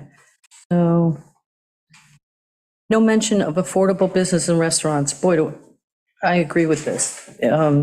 New owners take over, they don't cater to the year-round residents. Business complain of lack of off-season customers because goods and services are overpriced for year-round residents. Noted, but this is not for the comp plan, in my view.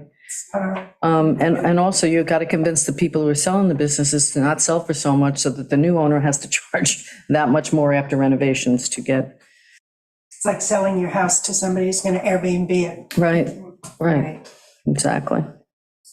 All right, so let's see the next one. Support businesses, but no mention of protecting the surrounding residential neighborhoods with noise, lighting, parking, smells, et cetera. Non-conforming use expansions should not be allowed in residential zones. Commercial businesses need to be good neighbors too. Now, I have that on page 61 to 63, this is covered. In that, so let me just see. In the design guidelines? Let's see. Wait, So,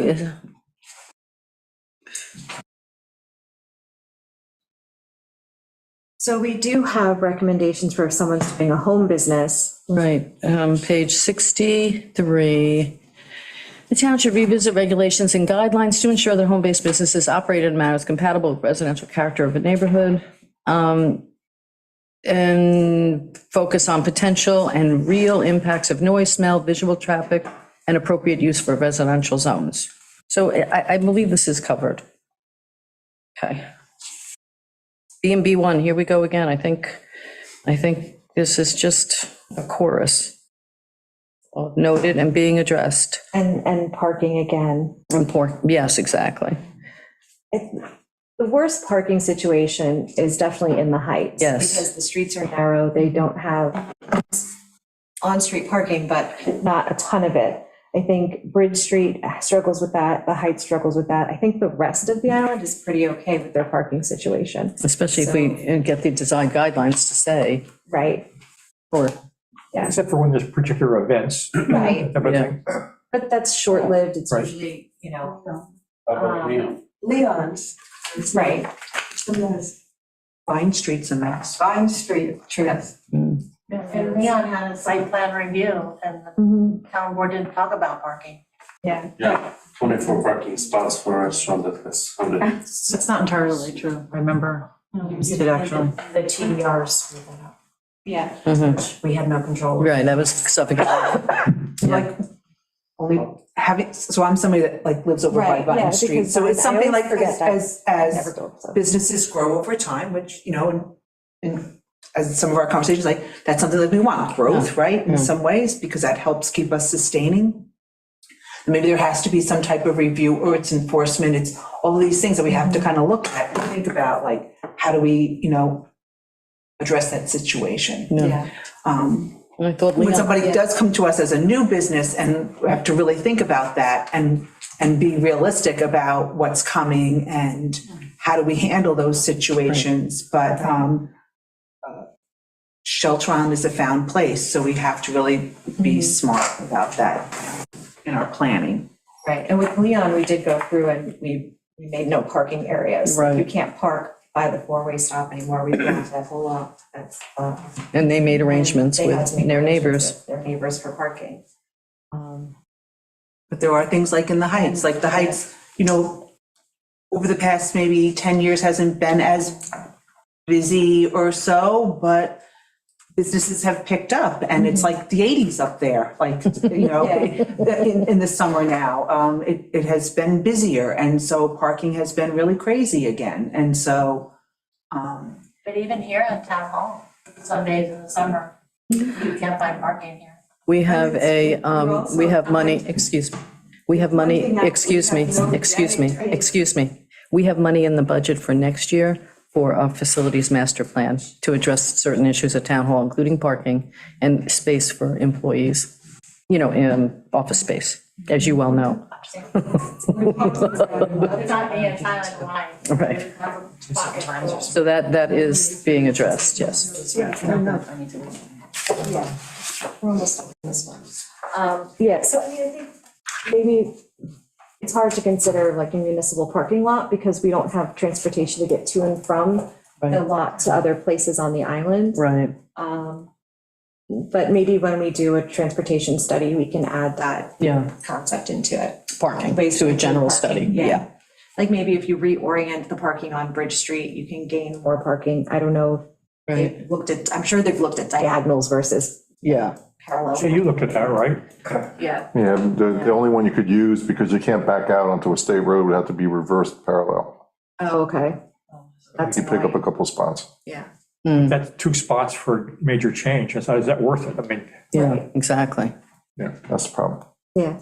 And then when you get delivery trucks come down, they double park on the road anyway to unload. Yep. You'd lose that. Yeah. So then, you're gonna need traffic control Right. Thursday and Fridays for unloading. Well, and then when you have high ferry lines, you're gonna have even more traffic control than we already have. All right, so that's something to look into is parking. So I'm gonna make a note. In the transportation Yeah. chapter.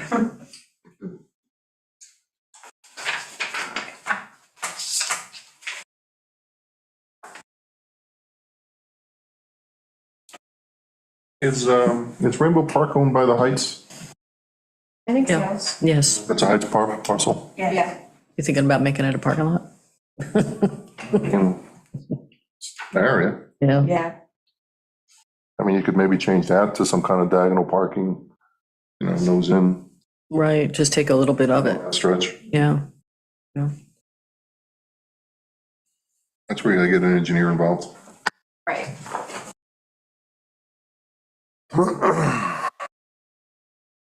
Again, the separating the Heights and the Grand Avenue, although this one has more detail. Discussing that, One is a historic district and the other is not. but the FEMA floodplain, and eventually Bridge Street buildings will have to be raised to accommodate the floodwaters. Oh, gosh, there's a vision, but that will affect the look. So if you're talking about design guidelines for a historic area, or possibly be abandoned. Right. well, I know, might have to make a retreat. Yeah, yeah. So, It was a lovely sand spit at one time. I was gonna say, it would make a lovely park. Just a beach. beach and town docking. Town beach right there. Yeah.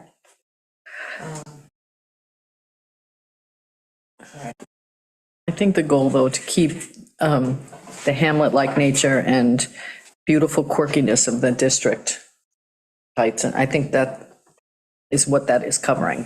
Right. I do understand the difference Yeah. between Bridge Street and the Heights. Like, they Right. have different situations. There's going to be different complications in the future. But I think the concept is aesthetics Yeah. in that. Right, and this doesn't occur in a closet, this will occur with discussion. Home-based businesses limit to business uses that do not require high water demand. When considering uses, consider noise from delivery supply trucks, beeping, fuel fumes, and other motors idling. Okay. I think we include that already. Yeah, I have this covered on page 63. The town should review and update the qualifying businesses and residential zones. And number 2, the special permit would help to identify and address issues such as noise, signage, parking, customer visitations to maintain harmony and minimize any potential negative impacts on the community. So I think that we've got that one covered.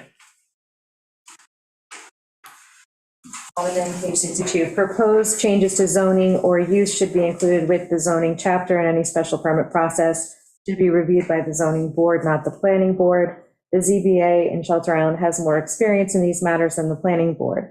Shelter Island Planning Board does not function like other town planning boards, nor does it have the expertise, and some members have conflict of interest. That's noted, and also I believe it's going to be the topic for further discussion with the new administration, just because it's not settled business.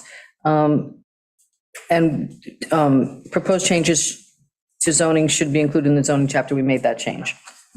You know, we have that at the end of the zoning chapter. Now we have all the changes listed and the chapters in which they're fully discussed. That was that email you sent this week? Yes, Okay. yeah, Yeah.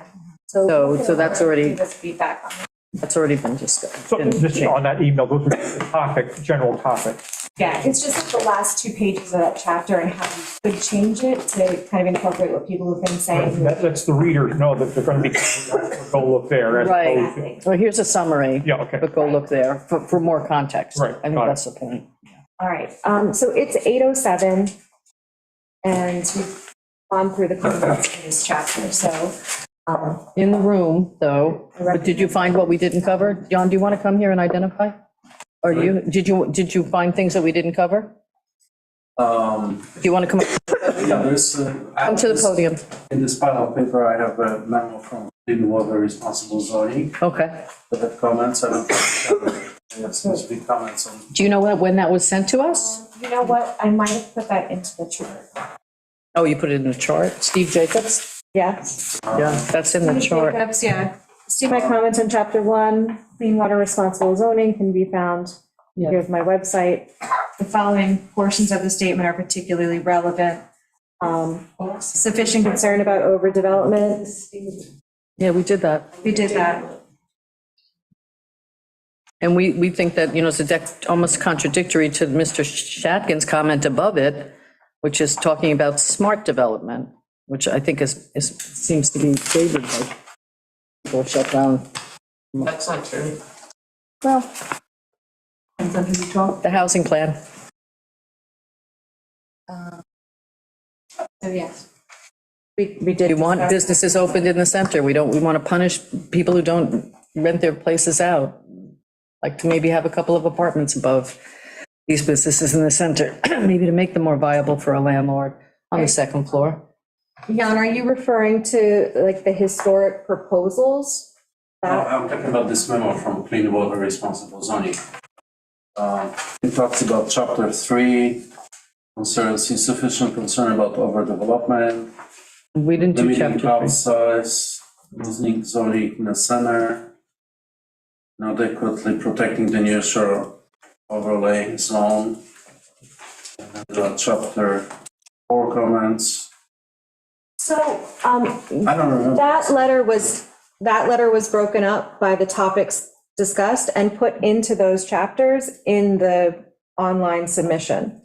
So when we received that letter, I took and I copied the chapter 3 parts and I submitted it online for chapter 3. So we've discussed that in chapter 3. I don't, Mayor, just one of the items, he lists under Stephen, I believe, Jacobs lists under the economy chapter, and I haven't heard it. We just discussed it. Unless it's somewhere We else. just read it. Which one is it, Lily? It's, Insufficient, 194. 194, yeah. concern about overdevelopment. Yeah, Right. I This didn't is hear a this being major- addressed. It This, wasn't discussed. The draft does not recognize the history of proposals that would have destroyed the island as we know it. The proposed bridge to the North Fork plans to develop Mashamek and a proposed condominium development in Hay Beach with Venetian-style canals. We discussed it the last meeting. Last meeting. I didn't. No, I'm sorry, Lily.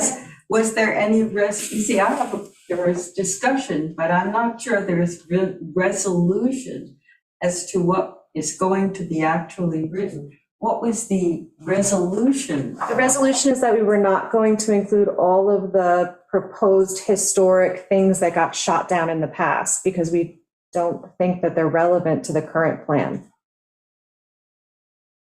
So So you're not gonna mention? we're not gonna mention No. Venetian canals, we're not How about the gonna, concern about overdevelopment, some statement to the effect, There's there's nothing. There- plan about It should be mentioned because there's an awful lot of history about supposed zoning changes leading to the opinion of the authors of the draft that because we have insufficient water or this or that, we end up with a certain style of zoning that they want to change.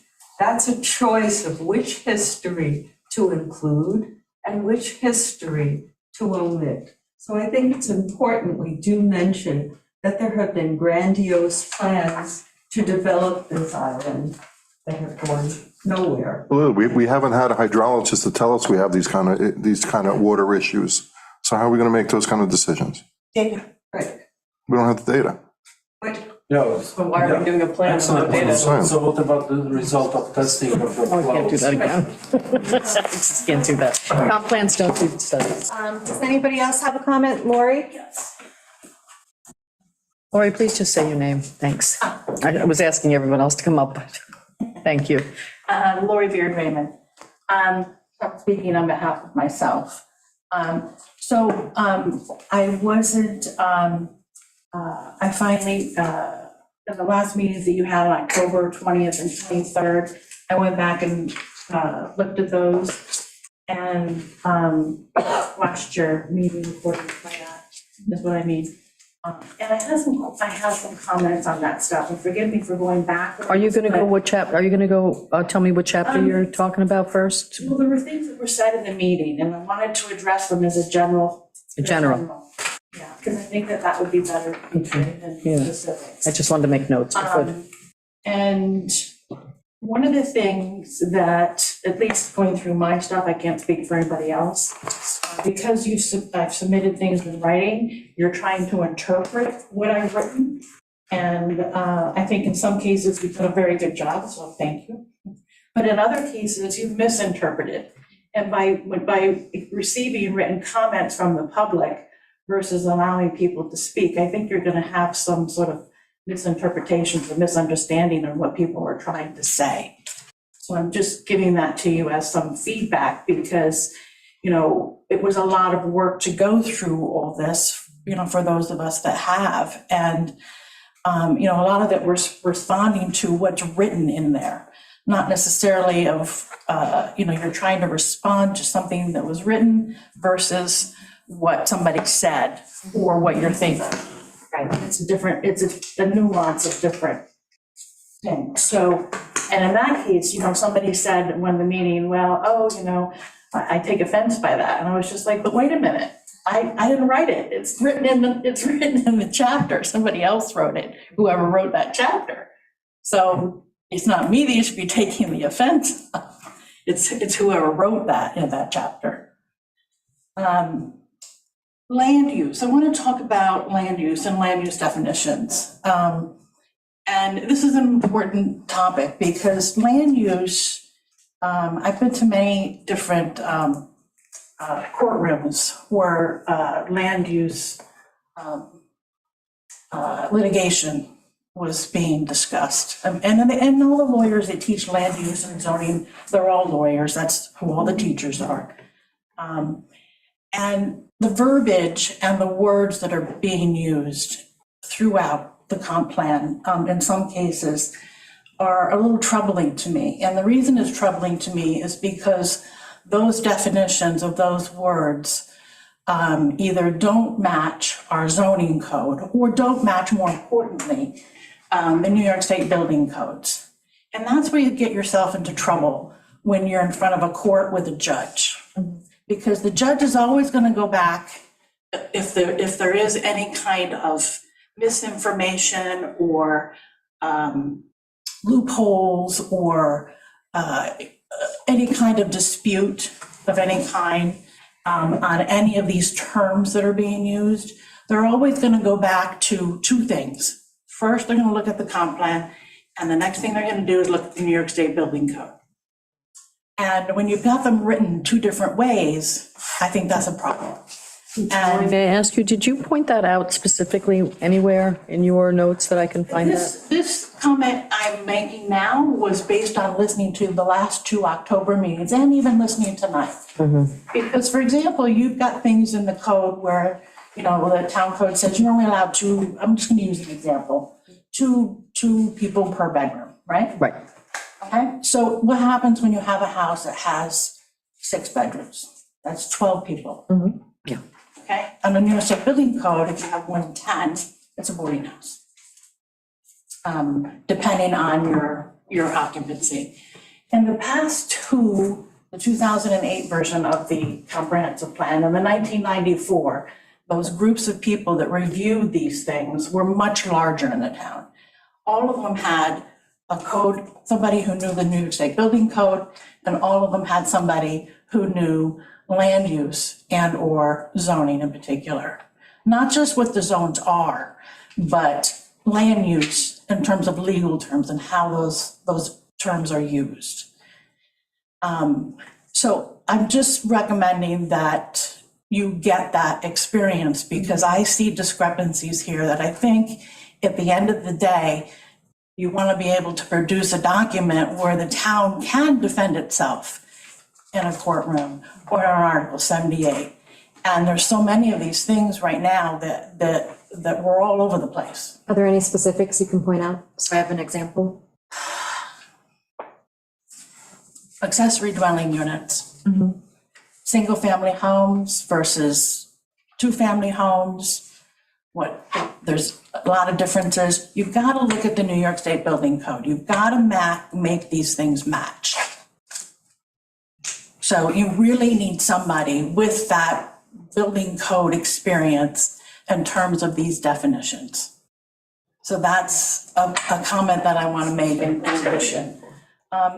The other thing, Meg, in one of the 1023 meeting, you talked about, somebody brought up sheds and the permits weren't required for sheds, and you changed it back. Well, as of today, the building department says that's not correct. Yeah, we had discussed it and thought we had made the change, and then I also checked with the building department, and you're correct, we did not make the change. I Right, thought it which, had when been they took that out of the town code, I said, you're gonna have sheds in the wetlands, and you're gonna have sheds and setbacks, because a lot of people don't know where their property lines are, not alone where their setback line is. Right.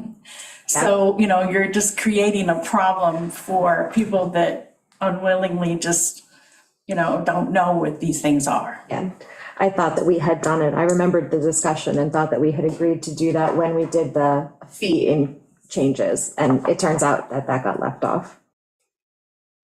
So those were some of the things that I just wanted to bring up in general. But I think the thing that I can't emphasize enough is the language and the words. And BJ, forgive me, but in a lot of places you say these things aren't impactful. They are. When you see these things, some of these things in front of a judge in a courtroom, they are absolutely impactful, and they are definitely looking at every word that you write on that page. So I think I specifically do mean, yes, thank you, and absolutely. I can't, there's no discussing that. But I will also say that in some of the comments, I think because it's so extensive, the work you've done, you've removed it to some extent from the context, and that has to be looked at too. That's really sloppy wording on my part to say that, you know, that this little piece that you've pulled out of a larger exposition is perhaps a little, it makes it seem, you know. yeah, and that's why I said when I spoke at the public hearing that we had at the Legion Hall, I mean, there's so many comments, I don't even know where to begin. I mean, I could have written, 14 more pages. And I didn't, because, I mean, I do appreciate how much work you've done, because I see the work that you've done, and I totally get it.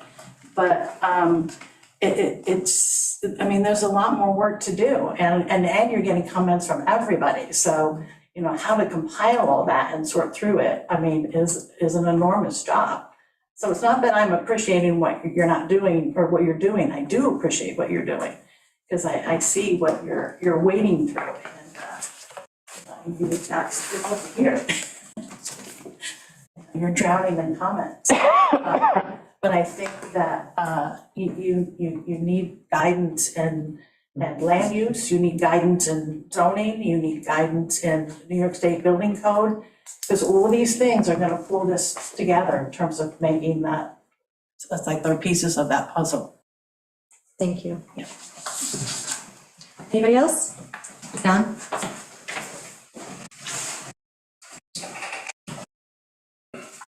Jan Sudo for the record. Thank you.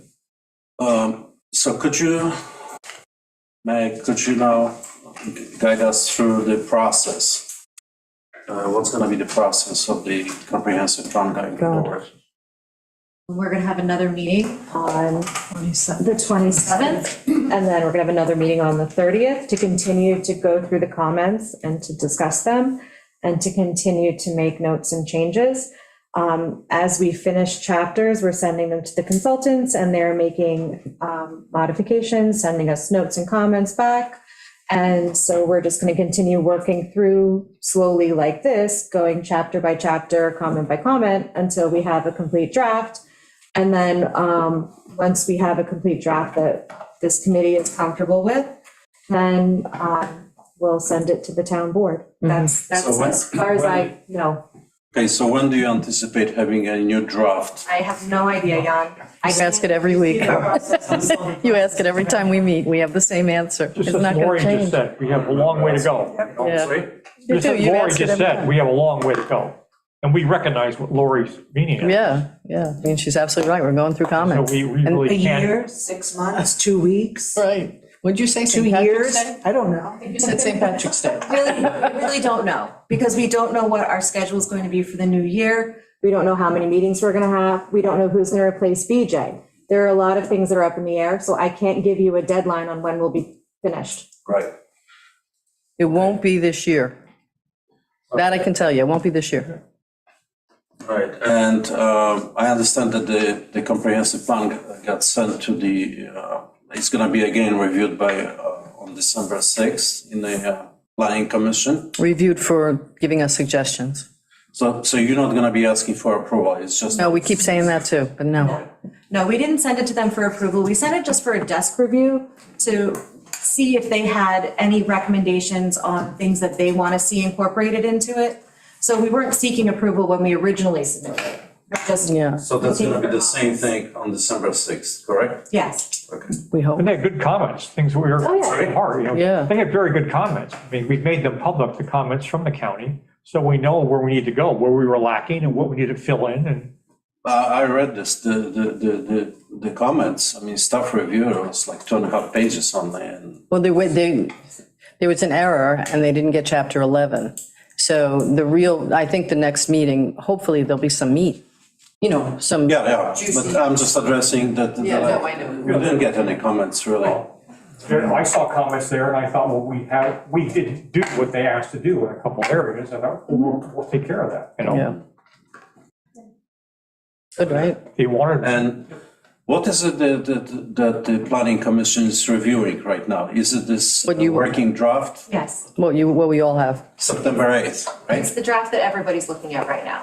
plus chapter 11, Right. plus chapter 11. So then once we make all of our edits and we're ready to send it to the town board, we'll send that draft back to the planning commission as well. So we let them know that this is a rough First draft, we want to know their input early so we can accommodate it.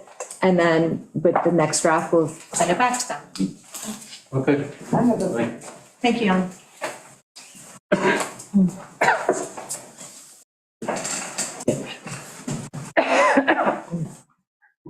Lily Hoffman, I just have a question. I feel that there's so much discussion. I've been to 1 or 2 of these meetings. I'm often never sure where you have ended up with a given issue or question. And I believe that without seeing the revised paragraphs and the chapter, I don't know what we're dealing with. So I really think that what you've worked on, you might be asking BFJ to redo and send a few chapters back so we can get some sense, we the public, and some of us who have worked on this, what is being produced? Because it has to filter through your comments and then through the way they put it together. And this also takes into account, I think, the very serious questions that Lori just raised, that we need. They are supposedly experts. They should be putting this language and these concepts into good order so that we do not have, this is what they are paid for and supposedly trained for, so that we don't have to worry about a legal issue up ahead. So we need to see how this, we need to see chapter by chapter how this is coming together. Otherwise, I don't feel comfortable about it at all. And I hope that you recognize the need to see the document. I just comment, that's a great idea, Lily. The only thing is so Noel and the crew, or they're working on chapter 1 and 2 right now, and maybe they get chapter 2 done, and they can present it to us. Well, how can we continue with chapter 6, 7, and 8 if now we're going back and reviewing chapter 2 again? So it sort of has to be done in stages no matter what, you know? That's not my problem. It's the way you set up the timeline, but it Well, wait, there's no has to be time, done. Lily, there's no timeline. It's just a matter of just logistics. I agree, John. So I'm gonna say no, we're not gonna release the chapters before the whole thing is done because, and this is why, comments and recommendations and changes that we've made in some of the earlier chapters may be impacted by some of the changes made in later chapters. So it will be too confusing if we have multiple drafts of each chapter coming out before they're all complete and they've all been read through as one. Right. So, while we're still in the brainstorming and editing process, I'm not going to release drips and drabs of it until we have a complete draft. I thought we would see a red line draft at some point, because I think it's impossible to follow the changes, and that's why we're struggling to kind of, we don't understand when you're talking, what is actually getting changed and what is staying the same? We cannot tell. Right, so at the end, when this revision is done, we'll put out the new version with a copy of all the changes, a summary of all the changes or notes on where the changes have been made so that people can look at it. But we're not going to do a full red line. It's impossible. It's too confusing. It's impossible to read when it's fully redlined. So we will put out a complete draft with all the changes and a summary of all the changes and where they've been made. Yes, I have another comment. This is Lori again, a comment about two more things from this evening. When you were talking about home businesses, they're not just in C zone. A zone also has them with limitations. It's just different than C zone. Different, yeah. And so. But it sounded like you were most You gotta concerned. look at both of them. Okay, all right. All right, because it's not just the one. And also in the Heights, you have many properties that are AA revert to A, so you can't forget about your AA revert to As, even in your AA zones. Because that would then, if it's an AA revert to A, allow those properties that do revert to have that home business opportunity as per the current code. You also got some C zones in the NSO where that trumps some of the things you can do there. Right. Yeah, there's another layer on top of You it. know, I'm seeing it in the New Shore overlay, my own house. So anyway, just Yeah. wanted to point that out. Okay, thank you. Anybody else? Comments? Anyone online? Karen? Hi, I'm Karen Kerr. Attending a lot of the meetings, I would agree with the suggestions about not necessarily redlining, that's the draft, but how about blue lining? I mean, this whole thing is, I've gone through the hundreds of pages of all this material, and I appreciate all the hard work you're doing. It's really a ponderous, confusing mess. And you must be able to come up with a simpler way to give us a draft where we can recognize the changes that have been incorporated, other than just separate pages. So people are reading two documents. I mean, people have been there are all kinds of computer programs that can help you do this type of thing. I think Steve Jacobs even suggested a couple to you. The only other thing, I don't know if anyone regarding transportation, Has anyone contacted the Catholic Church to see if they'd like to use their big parking lot that's never used except on Sunday, where they could put in parking meters and produce some income for the church? And people could use that parking lot and walk up from the heights. I mean, that's just a big suggestion. parking lot sitting there, never used except Sunday. That's a good I'm sure they'd like to have the income. Have you asked them? Mention it to them. What? Have you asked them? Well, I don't know the father, whatever his name is, but it should be somebody that knows him. But it would That's a produce good revenue suggestion. for the church. Yeah, it's a Then good they could suggestion. stop passing the basket around. Highly doubtful. I'm sure the basket will continue to be passed, but it would be an additional. It's a good suggestion. Amber, I want to check on 30th. Do we have a quorum? Is there a quorum? Yes. We have to- So- On the 27th, I know. I just. Yes, the 30th, we have Jay, Wendy, Rebecca, and John. Pam Demarest, I see your hand up. Yeah, hi, good evening, everyone. Really nice discussion this evening. I'm happy to hear you go through the comments you've gone through. There was just a comment that you made during this meeting saying that the existing zoning is at odds with current usage. I would argue to say that that's opposite of the truth. Current usage is at odds with existing zoning. That's what's going on Shelter Island. Good. That's what's happening. That's the truth of what's going on here. So, you know, this is not really, again, it's an enforcement issue, obviously. I just wanted you to take that to heart. And then I was curious if you all know anything about housing predictability. The housing predictability on Shelter Island. This was brought out at the Suffolk County Planning Commission meeting as something you folks were supposed to be investigating. And since you've gone over the housing chapter, I didn't hear you talk about that this evening. Do you have any numbers on that or any data on that? Interesting. Housing predictability. That's interesting. You mean like build out? Is that what you're talking about? Elizabeth Galley mentioned it. Elizabeth Galley mentioned it at the Suffolk County Planning Commission. That you should. She mentioned housing, she mentioned housing for ADA compliant housing is what she mentioned. Housing for disabilities. Housing for disability. Disability. For I think so. disabilities, yeah. Yeah. It was. Yeah, it was making sure that the affordable housing included accommodate. ADA compliant housing. That was what she was, Okay. yeah. Okay, that was my misunderstanding. Okay, very good. Thanks very much. You all have a very nice Thanksgiving. I'm thankful for all the hard work you've done. Thanks, You too, Pam. Pam. Kim?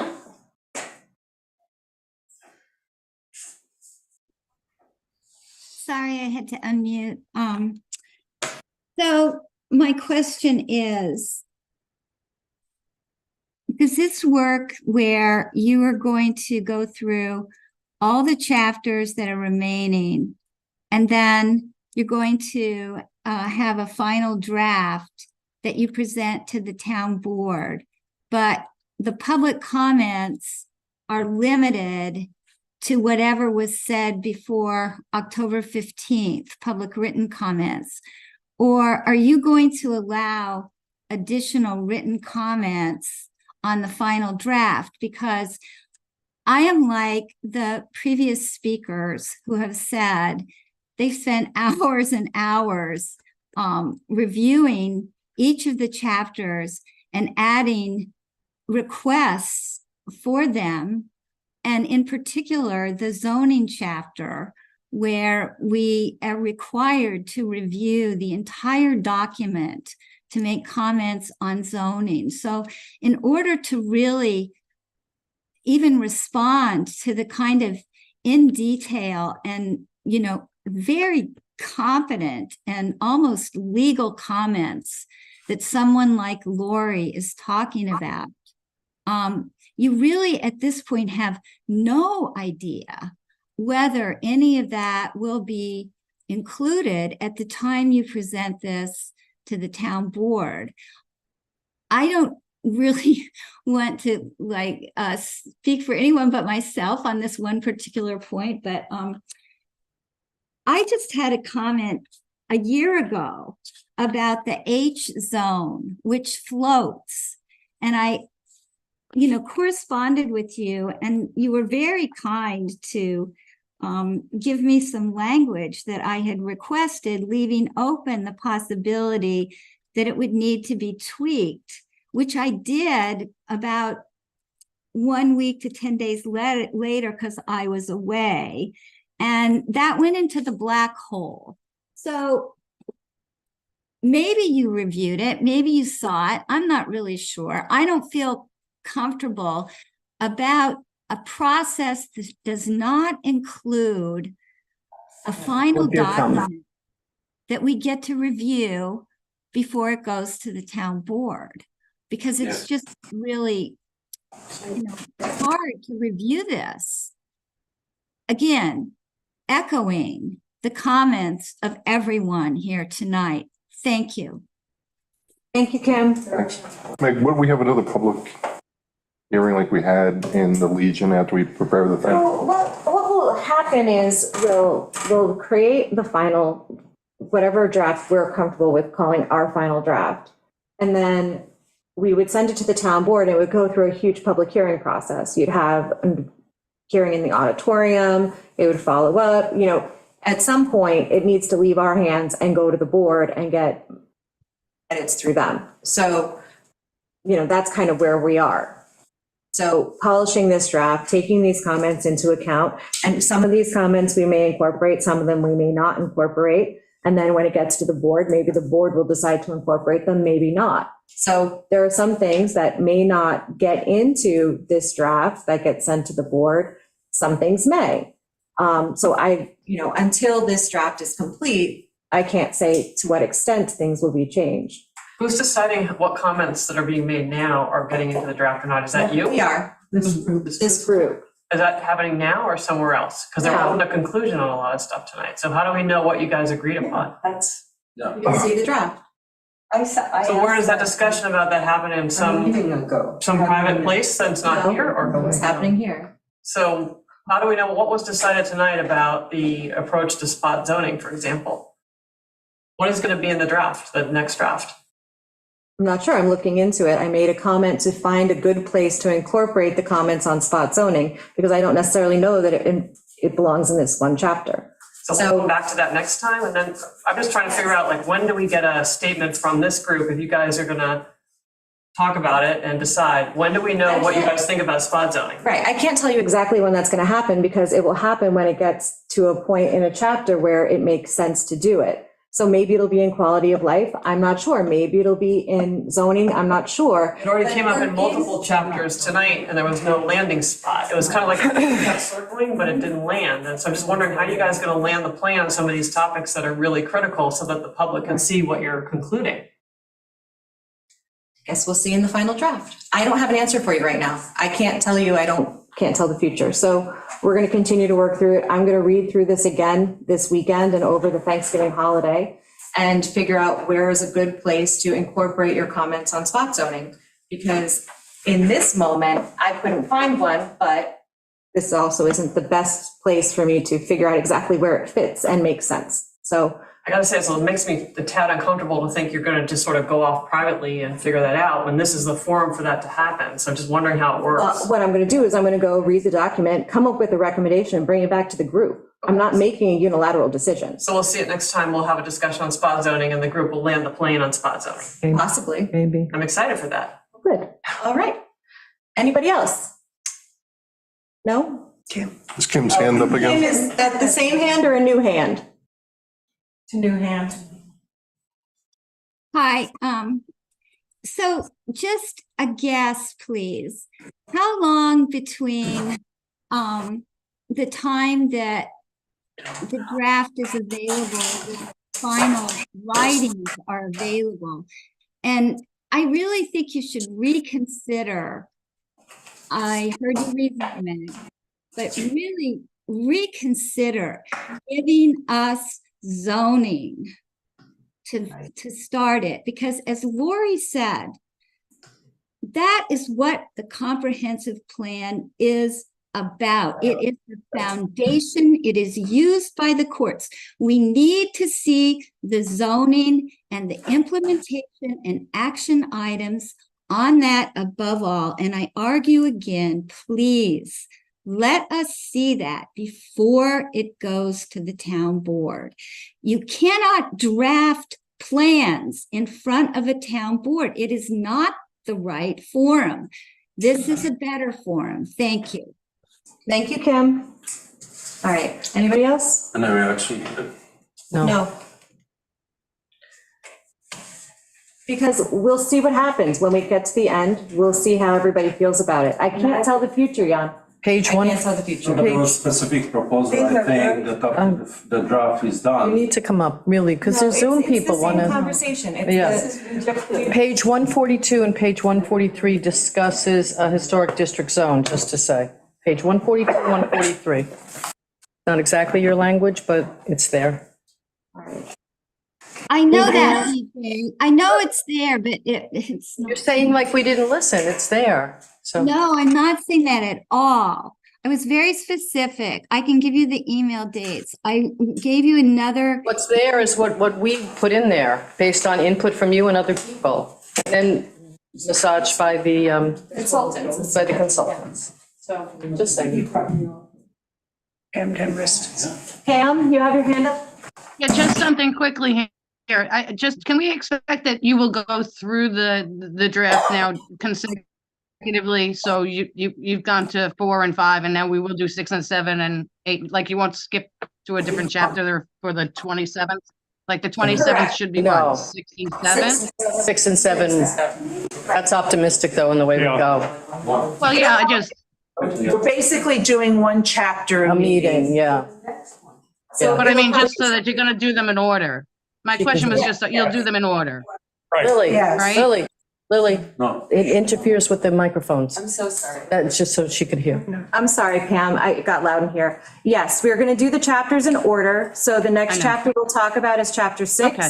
And we may go back to some Okay. comments on chapter 5 after we review them. Okay? Yeah, okay, great. Okay, thanks. All right. You're welcome. Thank you. Make a motion to. Absolutely. Make a motion to close the meeting. So moved. Second. All in favor? Aye.